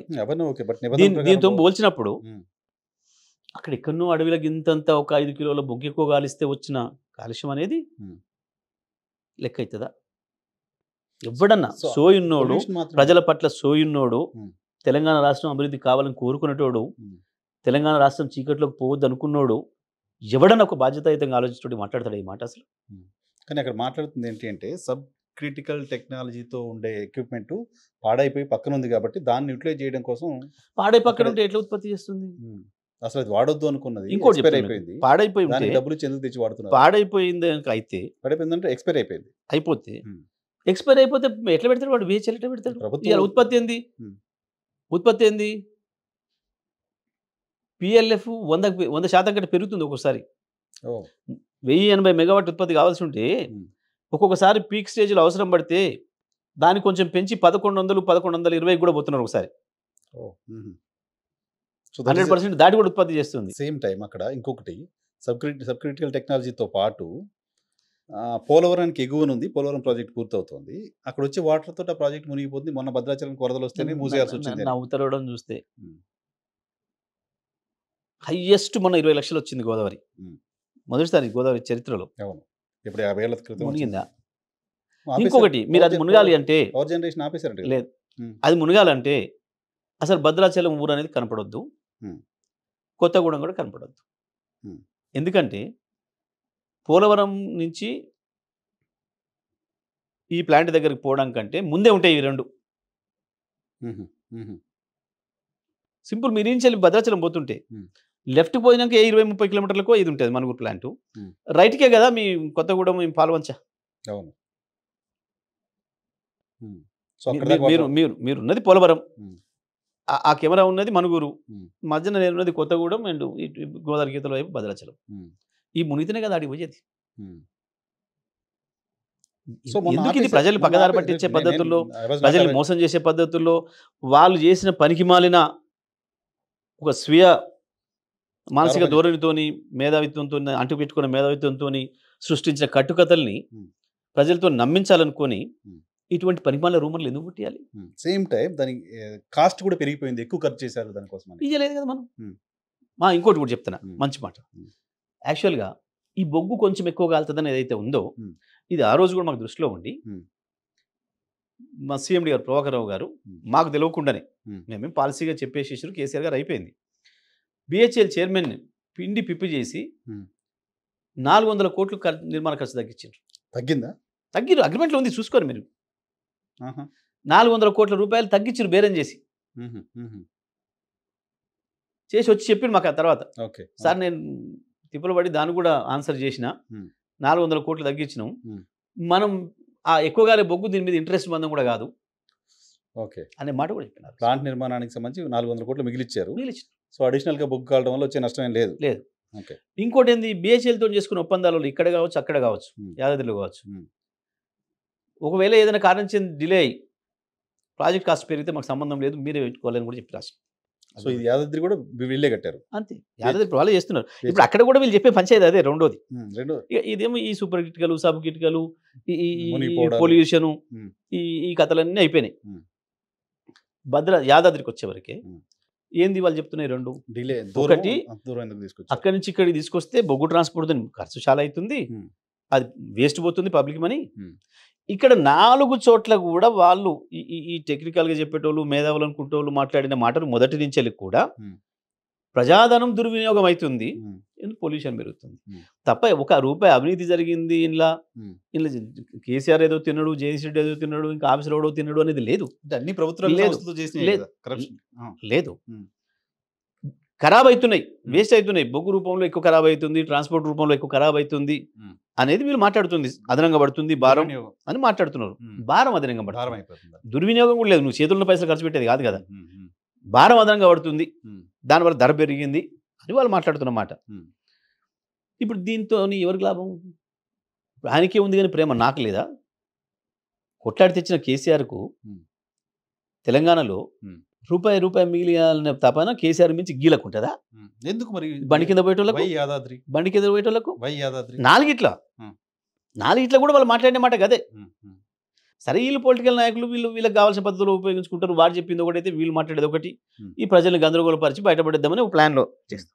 ఇక యాదాద్రి నల్గొండకు సంబంధించి చెప్తాను నేను.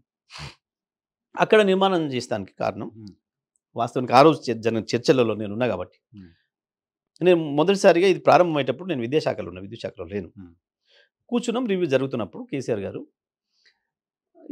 మనం విద్యుత్ ఉత్పత్తి మనమే చేసుకోవాలి, ప్రభుత్వ రంగ సంస్థల నుంచి మనం జెన్కో నుంచే చేద్దాం అని చెప్పి, అరే అన్ని ఇటే అవుతున్నాయా మొత్తం ఇంచెలాడికి గోదావరి ఒడ్డున, మరి ఇటు కృష్ణోడ్డున కూడా లైట్ రావాలి, ఇటు ఈ దక్షిణ తెలంగాణలో కూడా అని చెప్పి మహబూబ్ నగర్లో ప్లాన్ చేద్దాం ఈ యూఎంపీపీ అని చెప్పి ఆ జిల్లా నాయకుడు నిరంజన్ రెడ్డి గారికి, వారికి లక్ష్మారెడ్డి గారికి ఫోన్ చేసిండ్రు.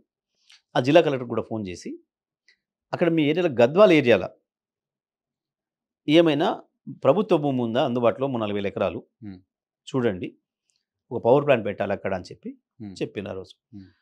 ఎందుకు అంటే ఆడ ఆల్రెడీ ఒక పవర్ ప్లాంట్ ఉంది రాయచూర్ అవతల, కర్ణాటక బార్డర్ అవతల, మన బార్డర్ నుంచి 2 కిలోమీటర్లు 3 కిలోమీటర్లకే రాయచూర్ ఉంది.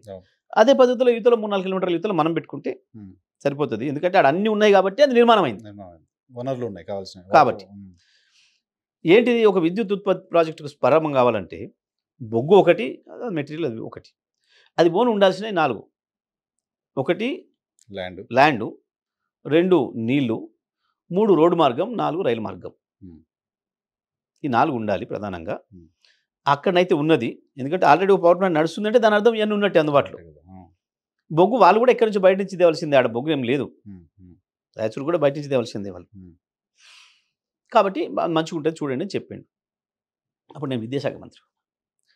సార్ ఎప్పుడైతే చెప్పిండో నేను బయటకు వచ్చి నేను మన మిర్యాలగూడ ఆర్డీఓకి ఫోన్ చేసి దామరచెర్ల నుంచి వీర్లపాలెం అనే విలేజ్ పోతుంటే ఆ ప్రాంతంలో గవర్నమెంట్ ల్యాండ్ ఏమైనా ఉందా చూడు, ఎందుకంటే అక్కడ నీళ్లు ఉన్నాయి, కృష్ణ కాదు పైనుంచి వెళ్ళి బాదలపురం వాగని చెప్పి తుంగపాడు బంధం అని చెప్పి ఈ ఎక్సెస్ వాటర్ మన సాగర్ కెనాల్ నుంచి వెళ్ళి పొలాలకు పోయే నీళ్లు, ఎక్సెస్ అయిన నీళ్ళు ఏదైతే ఉంటాయో, అడవిదేవులపల్లి మన పెద్దేవులపల్లి చెరువు ఓవర్ఫ్లో ఏదైతే ఉంటుందో దాని నీళ్ళని 365 రోజులు కృష్ణ పోతుంటాయి ఆ వాగులోంచి, అది లైవ్ ఉంటుంది.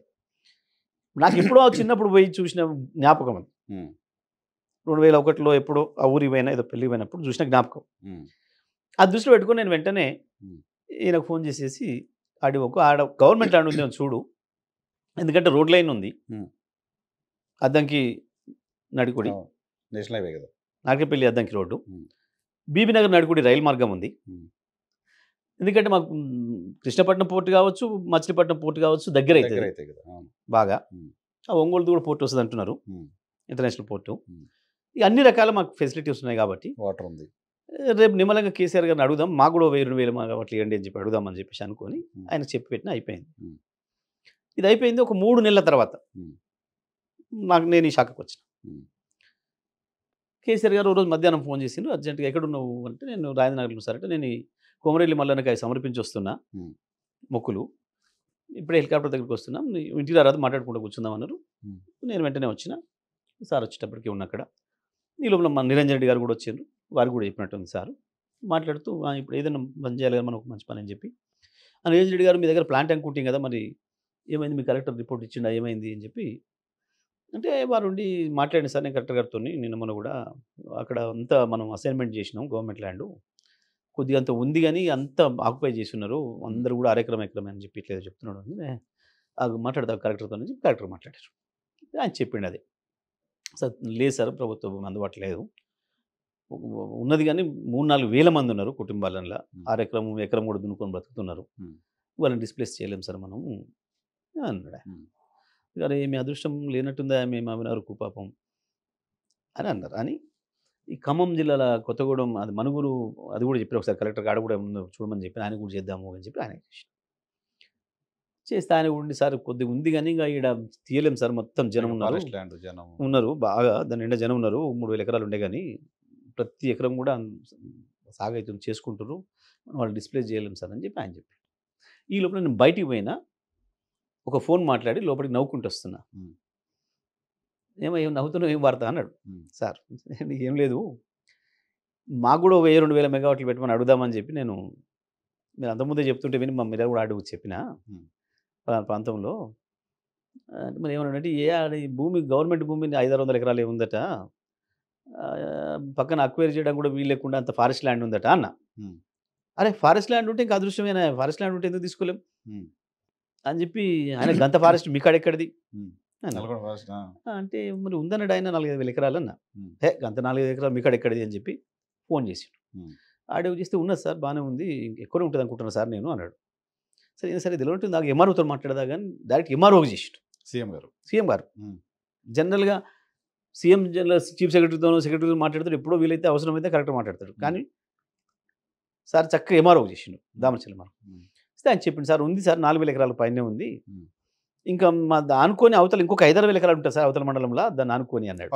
ఫారెస్ట్ ల్యాండ్ ఇదేందో ఏం గమ్మత్ చెప్తారు మీ వాళ్ళు అని డిఎఫ్ఓని అడుగుదామని డిఎఫ్ఓకి చేసి మొత్తం నీ పరిధిలో ఎంత ఉందా గవర్నమెంట్ ఫారెస్ట్ ల్యాండ్ అన్నాడు.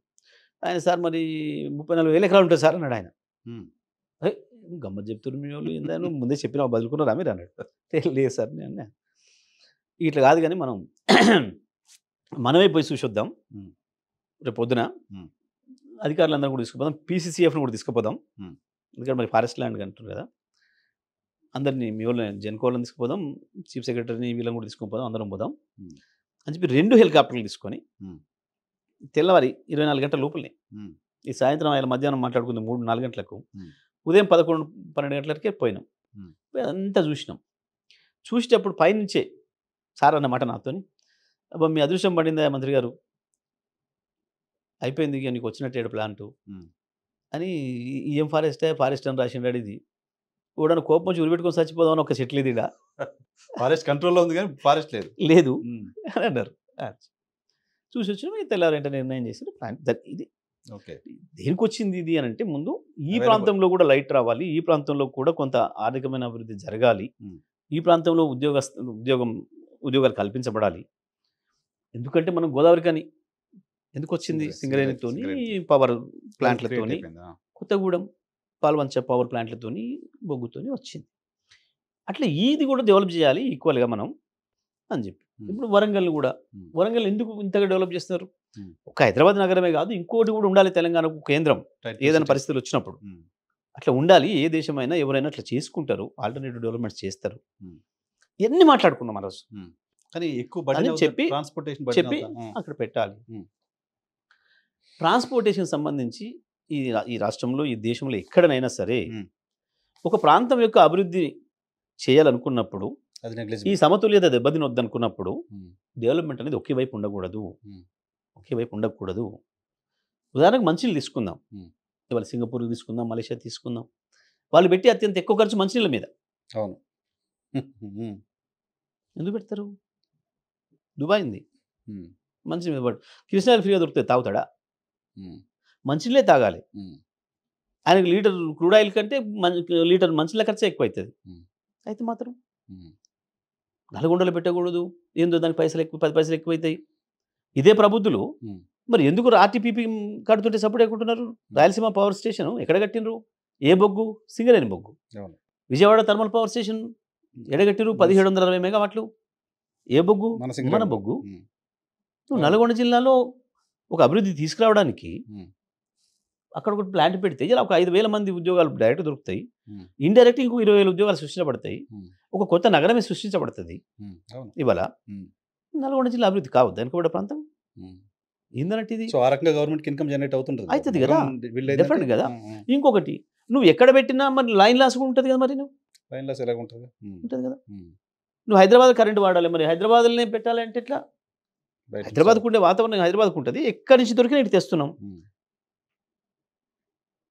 నువ్వు ఇలా బయట నుంచి ఎట్లా కొనుక్కొచ్చుకోగలుగుతున్నావు? ఎక్కడో సిమ్లాలో తయారీ కూడా ఇటు తీసుకొస్తున్నావు. ఎట్లా తెస్తున్నావు? ఎందుకు తెస్తున్నావు? ఎంత లైన్ లాస్ ఉంది? హైడ్రో పవర్ ప్లాంట్స్ పెడుతున్నాం. మహా అయితే నడిస్తే ఒక నెల లేదా 2 నెలలు, అవి సంవత్సరంలో 10 నెలలు ఉత్తనే ఉంటాయి. మరి అట్లా పెట్టిన ఖర్చు అంతా వేస్టా? ఓకే. మరి నాగార్జున సాగర్లో ఎందుకు కట్టారు మా హైడల్ ప్రాజెక్ట్? మరి యాడ హైదరాబాద్ కట్టుకోకపోయాడు, ఎందుకు కట్టుకోలేదు? మరి కోదండ రామూర్లు ఎందుకు కట్టుకోకపోయాడు? ఇక్కడ అనుకూలం ఉంటే అక్కడ కడతారు. మరి అది 2 నెలలు నడుస్తుంది, 10 నెలలు అనుకుంటుంది. దీనికి వేస్ట్ అయింది ఖర్చు. 10 నెలలు ఇన్వెస్ట్మెంట్ ఉత్తగా ఉంటుంది, ఉద్యోగస్తులు ఉత్తనే ఉంటారు, జీతాలు ఉత్తగా అవుతున్నాయి, దండ అయితే మాట్లాడితే ఏమన్నా అవన్నీ మాట్లాడేటోని. సో పవర్ ఉత్పత్తి చేయడంతో పాటు ప్రాంతం డెవలప్మెంట్ అనే పాయింట్ కూడా ఉంది. డెఫినెట్ కదా, అది మా హక్కు. సింగరేణి అందరిది కాదా?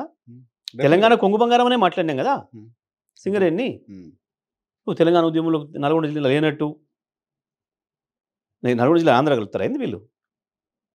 ఏందనుకోవాలి? నల్గొండకి ఎలా తీసిపోయారనే పాయింటే ఎక్కువ రైజ్ అవుతుంది. అదేం పద్ధతి? ఈవెన్ కోదండరామ్ గారు మాట్లాడడం అన్నమాట. అదే అంటున్నా నేను, అంటుంది వాళ్ళనే. మిగతా రాజకీయ పార్టీలు మాట్లాడడం వేరు, నేను అంటుంది వాళ్ళనే. వాస్తవానికి మా కాంగ్రెస్ నాయకులు దద్దమ్మలు కాబట్టి దాంట్లో పెట్టినరు. వాస్తవానికి విచారణ అంశాలు పెట్టనే కూడదు. అది వాళ్ళ గుడితనం, వాళ్ళ ఎడ్డితనం, వాళ్ళ సోయిలేనితనం. మా జిల్లా మంత్రులు అది కనబడుతుంది దాంట్లో. ఆ విచారణ అంశాలు పెట్టడమే ఒక తప్పు. సో దాంట్లో నేను అందుకనే నా మాట కోపం వచ్చి, ఎవడో నల్గొండ జిల్లాలో ఎందుకు పెట్టారంటే చెప్తాం కొడతాం వాడిని. ఎట్లా మాట్లాడతారు? డెవలప్మెంట్ అట్లే ఉండాలి. ఇంకా నల్గొండ ఇంకా ఫ్లోరైడ్తో చావగొట్టిపోతుంది, కరువుని తీసుకొచ్చి చావగొట్టిపోతుంది, ఉన్న కృష్ణనీళ్ళని తీసుకొచ్చి పైన పోసే చేత కాకపాయే. సిగ్గుండాలండి వీళ్ళకి ఒక మాట మాట్లాడాలంటే. నాకు అది వింటేనే నాకు బ్లడ్ బాయిల్ అవుతుంది. నీ నీళ్లను నీ కాంచెల్లి 400 కిలోమీటర్లు కడప తీసుకుపోతుంటే రాజశేఖర రెడ్డి బూట్లు నాకిన ఈ వెదవలయాల. నేను మాట అనకూడదు అంటున్నా ఇప్పుడు నాకు ఆవేశంతో. ప్రజలు అట్లా మాట్లాడుతున్నారు నాకు ఫోన్ చేసి, ఏందన్నా వీళ్ళు మాట్లాడేది దొంగనవు, వాళ్ళు ఇంకా ఎక్కువ మాట్లాడుతున్నారు బూతులు. ఏడమన్నారు, ఏం పని చేశారు వీళ్ళు? ఒక దిక్కు చంద్రబాబు నాయుడు కావచ్చు, ఓ దిక్కు ఆయన కావచ్చు. పోలవరం కడుతుంటే ఏడమన్నారు, పులిచింద్ర కడుతుంటే ఏడమన్నారు. కేవలం విద్యుత్ ఉత్పత్తి కొరకు నిర్మించిన శ్రీశైలం నుంచి ఒక్కబెట్టి దొంగల్లాగా మొత్తం నదికి నది మలపకపోతుంటే, బీఫామ్ల కొరకు మంత్రి పదవుల కొరకు పోటీపడి వాళ్ళ డబ్బగొట్టి వాళ్ళకి ఎదురొచ్చి స్వాగతం ఇచ్చి మాట్లాడిన ఈ విధంలో హక్కు ఉందా దీని గురించి మాట్లాడడానికి? ఇంకా మెచ్చుకోవాల్సింది పోయి ప్రాజెక్ట్ వచ్చింది తెచ్చిండు మన జిల్లాకి అని చెప్పి నేను చెప్తున్నా. అదే ఆంధ్రప్రదేశ్లో ఇంకో కన్ను అయితే అది తెచ్చినందుకు రోజు దండం పెట్టుకుందరు కేసీఆర్ బొమ్మకు, జిల్లా మంత్రిగా నాకు. కానీ ఈ దొంగలు దొంగ వేషాలు వేసి ఓ పనికిమాల మాటలు, పనికిమాల చేతలు. వీళ్ళ ముఖానికి 60 ఏళ్ళు జిల్లాని వెళ్తే 30 ఏళ్ళ నుంచి వీళ్ళే ఉన్నారు. ఒక్కటంటే ఒక పని. వీళ్ళు వచ్చే నాటికి అద్భుతంగా ఉండే జిల్లా. ఇప్పుడున్న నాయకులు వచ్చిన కానించే రోజుకింత క్షీణించి, రోజుకింత లోపల నీళ్ళు పోయి, రోజుంత ఫ్లోరిన్ పైకి వచ్చి 2 లక్షల మంది నాశనం చేసి, 5.5 లక్షల బోర్లు అండి భారతదేశంలో కాదు ప్రపంచంలో ఎక్కడ లేవు. అసలు ఈ దేశానికి బోరింగ్ మిషన్ అనేది ఒకటి తెచ్చింది మొట్టమొదటి నల్గొండ జిల్లా. ఒక బోర్ పొక్క వేసింది మొట్టమొదటి నల్గొండ జిల్లాలో భారతదేశంలో. వీళ్ళు మాట్లాడుతున్నారు సిగ్గు లేకుండా ఇంకా. ఈవెన్ పులిచింతల ఇవాళ. కూడా ముంపు ప్రాంతం అంతా తెలంగాణలో ఉంటుంది, అంతే. వాటర్ ఆంధ్రాకి వెళ్తుంది. ఒక చుక్క నీళ్ళు నీకు రావు, మనకు రావు. ముంపు అంతా మన దగ్గర ఉంటుంది. మొదటి నుంచి అదే కదా. పులిచింతల వీళ్ళు నల్గొండ జిల్లా కింద కట్టిండ్రు, నల్గొండ జిల్లాకి వస్తే ఏందో. ఇంకోటి కూడా చెప్తున్నాను ఇదే సందర్భంలో, అసలు ఎంత ద్రోహులు అంటే వీళ్ళు. కేంద్రం పేరు మేక్ ఇన్ ఇండియా, చెప్పేది దేశభక్తి, చేసేది దేశద్రోహం. విదేశీ బొగ్గు తప్పకుండా 20% తెచ్చి కలపాలని రూల్ పెట్టిండు ఇప్పుడు మోడీ. అవును కదా. అప్పుడు అయినా మేము ఒప్పుకోలే. సింగరేణి నుంచి తేవడం కంటే విదేశాల నుంచి తేవడం అనేది ఎక్కువ కదా. ఒకవేళ నిజమే మరి రేపు మోడీ రాజ్యం ఇట్టే నడిచి ఉమ్, మొత్తమే తేవాలని అనుకో, ఉమ్. అప్పుడు నీ సింగరేణి కంటే కూడా నాదే దగ్గర అవుతుంది పోర్టుకు. 2 పోర్టులు దగ్గర ఉన్నాయిగా. నీ అప్పటికప్పుడు కొత్తగూడెం కంటే, నీ కాకతీయ కంటే, నీ రామగుండం కంటే దామరచర్ల ప్లాంటే దగ్గర అవుతుంది. దానికి ఖర్చు తక్కువ అవుతుంది. మరి కరెక్ట్. అవలాడ పెట్టుకుంటారు వీళ్ళ ముఖం. అన్ని కనెక్టివిటీ, రోడ్ కనెక్టివిటీ ఉంది, ట్రైన్ కనెక్టివిటీ ఉంది. అవల్ అది కూడా తీసుకున్నాం లెక్కలోకి. ఉమ్, ఉమ్, ఉమ్. మరి ఆయన ఎటు మాట్లాడుతున్నాడు, ఏందో బయట నుంచి తేవాలంటున్నాడు. ఉమ్. వాళ్ళు అంతర్జాతీయ బొగ్గు తేవాల్సి వచ్చినా మనకి ఇది తక్కువ పడుతుంది ధర. పోర్ట్ ఉంది కాబట్టి అప్పుడు ఈ మూసేస్తారా మొత్తం? ఈ మేధావులు, వాడికి ఇంకా దూరం అవుతుంది. ఈ మేధావులు ఎన్ని మూసేసి కేవలం అదొకటే నడుద్దాం, లేకపోతే దాని పక్కన కూడా పెడదామంటారా? ఇప్పుడు వేదాద్రి పైన కేవలం ట్రాన్స్పోర్టేషన్ కాస్ట్ ఎక్కువ అవుతుందని తప్ప వేరే అలిగేషన్ లేదా? అంతే. బిహెచ్ఎల్కి ఇచ్చిండ్రు, బిహెచ్ఎల్ అంటే సరే అది బిహెచ్ఎల్కి ఇచ్చిండ్రు. Government organization. అంటే మీకు ఇంకో విషయం కూడా చెప్పాలి నరసరావు గారు. ఇప్పుడు నేను ఎందుకు లేదు సందర్భంగా దాన్ని ఉట్టుకున్నా కానీ, మేము కొత్తగూడెం 800 మెగావాట్ల సూపర్ క్రిటికల్ బిహెచ్ఎల్కి ఇచ్చినాడు. వీళ్ళు అంటుంది ఏంది, ఓపెన్ టెండర్లో పోలే, మీరు నామినేషన్లు ఇచ్చారు. నామినేషన్లు ఇచ్చారు. అదే సందర్భంలో చంద్రబాబు నాయుడు గారు ఓపెన్ టెండర్లో పోయిందండి. ఏ ప్రాజెక్ట్? మేము కొత్తగూడెంలో ఎప్పుడైతే సూపర్ క్రిటికల్ 800 బిహెచ్ఎల్కి ఇచ్చినామో, అదే టైంలో చంద్రబాబు నాయుడు గారు 800 విటిపిఎస్లో నార్ల తాతారావు పవర్ స్టేషన్ని, 800 కృష్ణపట్నంలో సంజీవయ్య గారి పేరు మీద ఉన్నట్టుంది, పేరున్నట్టుంది. అక్కడనేమో విజయవాడదేమో మాకంటే 890 కోట్ల రూపాయలు ఎక్కువ, 890 crores ఎక్కువ. కృష్ణపట్నంది 1150 కోట్ల ఎక్కువ. సేమ్ కెపాసిటీ, ఒకటే కెపాసిటీ, ఒకే సమయంలో 1-2 నెలల తేడాలు. రికార్డు ఉంది, నేను చెప్పదని చెప్తే. ఇవన్నీ ఎందుకు టీఆర్ఎస్ పార్టీ బయటకు చెప్పలేకపోతుందా? మరి ఎందుకు వెనకబడి ఉన్నారా? ఎందుకు చెప్పలే? ఇది నా అసెంబ్లీ రికార్డు తీయండి, ఇప్పుడు అసెంబ్లీలో కూడా ఉంది. ఇదే విషయం పైన ఆ రోజు బట్టి విక్రమార్క, శ్రీధర్ బాబు గారు, జానారెడ్డి గారు ఉండరు అనుకుంటా, బహుశా జానారెడ్డి గారు కూడా మాట్లాడే సందర్భంలో నేను ఆన్సర్లో చెప్పిన, అరే మనకు తక్కువ అయిందండి వాళ్ళకంటే. మేము 3800 కోట్లకి ఏదో మేము ఇస్తే బిహెచ్ఎల్కు, వాళ్ళు 4000 చిల్లరకి వాళ్ళు ఇచ్చిండ్రు. 4100కి ఏమో ఇది ఇచ్చినట్టు, 4800కు 4600కు అది ఇచ్చిండ్రు. మరి మేము ఇచ్చింది తక్కువనా, వాళ్ళు ఇచ్చింది తక్కువనా? ఏంది, ఓపెన్ టెండర్లో పిలిస్తే ప్రైవేట్ వాళ్ళు వస్తారు. బహుశా మేమేమనుకున్నామంటే అప్పుడే ఈ ప్రైవేట్ వాళ్ళు మాట్లాడిస్తున్నట్టు వీళ్ళతోని చాలామంది ఆశపడ్డారు. అప్పుడు ఇక మంది ఎందుకండి, అదాని లాంటి వాడే ఒత్తిడి పెట్టిండు వచ్చి కేసీఆర్ని, మాకు ఇవ్వండి నేను మొత్తం కట్టించేస్తాను. నోన్ మేము ఇవ్వం, ఓపెన్ టెండర్లో పోండి అన్నాడు ఆయన. ఆయన ఏం మాట్లాడిండో వీళ్ళు అదే మాట్లాడుతారు. వాస్తవానికి దానిపైన మాకు గొప్పలు చెప్పుకునే అలవాటు లేదు, వీళ్ళలాగా వాళ్ళలాగా లీకులు ఇచ్చి రాయించుకునే అలవాటు లేదు. కానీ కేసీఆర్ గారికి స్వయంగా మోడీ మెచ్చుకున్నాడు. చంద్రశేఖర్ గారు మీరు మళ్ళీ ధైర్యంగా బిహెచ్ఎల్కి ఇచ్చిండ్రు, ఇవన్నీ కూడా నేనే చెప్పకూడదు కానీ అవతల మీ కౌంటర్ పార్టీ ఏం చేసిండో చూసిరేది మీరు అన్నాడు అన్నమాట. మాకేం అలవాటు లేక ఇవన్నీ ఆనాడు ఇంత పెద్దగా డబ్బా కొట్టి రాయించుకోలే. దాదాపు 1800 కోట్ల రూపాయలు రాష్ట్రానికి మిగిలిచ్చినట్టు. మరి ఒక దాంట్లో చూస్తేనేమో 890, 2 కలిపి, ఒక దాంట్లోనే 1150 వాళ్ళు ఇచ్చింది అన్నాడు. ఇది రికార్డు కదా, నేను అబద్ధం చెప్తే. మళ్ళీ దానికి కూడా చెప్తే ఇంకోటి కూడా, దాంట్లో 2 పార్టీలు చేసారు. 2 పార్టీలు చేశారు. ఈ మెషినరీ అండ్ ఎక్విప్మెంట్కి సంబంధించేమో బిహెచ్ఎల్కి నామినేషన్ మీద ఇచ్చారు. అది కూడా వాళ్ళు కూడా 2000 కోట్లు, 2007 కోట్లు, దీనికంతే 2007 కోట్లు, దానికంతే 2007 కోట్లు. అది బిహెచ్ఎల్కి నామినేషన్ మీద ఇచ్చిండ్రు. ఈ మిగతా అది సివిల్ వర్క్ మొత్తం ఏమో టెండర్లు ఇచ్చారు. మాది సివిల్ వరకు మొత్తం కలిపి ఒకటి 3800 కోట్లకి బిహెచ్ఎల్కి ఇచ్చేసినాం నామినేషన్ మీద. అక్కడ 2 డివిజన్ చేసి ఒకటి 2000 కోట్లకు, ఒకటి 2000 కోట్లకు, ఒకటి 2500 కోట్లకు టెండర్ పేరుకి ఏదో టెండర్ వేసి ఉమ్, ఇచ్చారు. ఉమ్. సో ఇది నిజమా కాదా ఉమ్, కోదండరాం చెప్పి తీరాలి. నేను చెప్పింది అబద్ధమైతే ఉమ్, నేను చెప్తున్నా ఈ రోజు ఈ పూట కూడా నేను చెప్తున్నా ఉమ్. నేను ఎమ్మెల్యే పదవి కూడా పెట్టి రాజకీయాల నుంచి వెళ్ళిపోతా. ఆన్ రికార్డు ఉంటాయి కదా టెండర్స్ ఎంత కోదండరాం ఇవాళ ఏదైతే ఆశపడి దేనేటపడి రుక్తున్నాడో కనీసం దాన్ని వదులుకుంటాడా చెప్పాలి. ఎమ్మెల్సీయా ఎమ్మెల్సీ కోసం అంటారా? గంత చిన్న దాని కొరకు పాపం గింత దిగజారిపోయి వాళ్ళను మిస్గైడ్ చేసి సో రఘు గారు చెప్పింది చేయడం అనేది విన్నట్టున్నారు, correct బట్ వాళ్ళు కూడా అవేర్ ఉన్నారో లేదు తెలియదు. బట్ మీరు చాలా చాలా ఇష్యూలు చెప్పారు, నేను కూడా అందుకే ఇలా నేను చెప్పిన ప్రతి అక్షరం మీద నేను నిలబడి ఉంటా ఎప్పటికైనా. ప్రతి అక్షరం మీద ప్రతి దానికి రికార్డెడ్ ఎవిడెన్సే ఉంది. ప్రతి దానికి రికార్డెడ్ ఎవిడెన్స్. ఓకే. కేసీఆర్ గారిని జైలుకు పంపించి తీరుతామంటూ చాలా సందర్భాల్లో గడిచిన 5 ఏళ్ళుగా కాంగ్రెస్ నాయకులు మాట్లాడుతూ వచ్చారు. సో దానికి సంబంధించి రకరకాల ప్రయత్నాలు చేస్తూ ఉన్నట్టు కనపడుతోంది. విద్యుత్ అంశంలో కేసీఆర్ గారు జైలుకు వెళ్ళే పరిస్థితి ఉంటుందా? విద్యుత్ అంశంలో లేదు, అసలు ఏం స్కోపే లేదు. Hmm. నేను మొదటి రోజే చెప్పిన Hmm. మీరు ఏందో భ్రమలలో ఉన్నారు, Hmm. ఏందో కేసీఆర్ మీద బురద జల్లి ఏందో చేద్దాం అనుకుంటున్నారు. Hmm. దీన్ని కొండను తవ్వి ఎలుకను పట్టడం అనేది పాత సామెత. Hmm.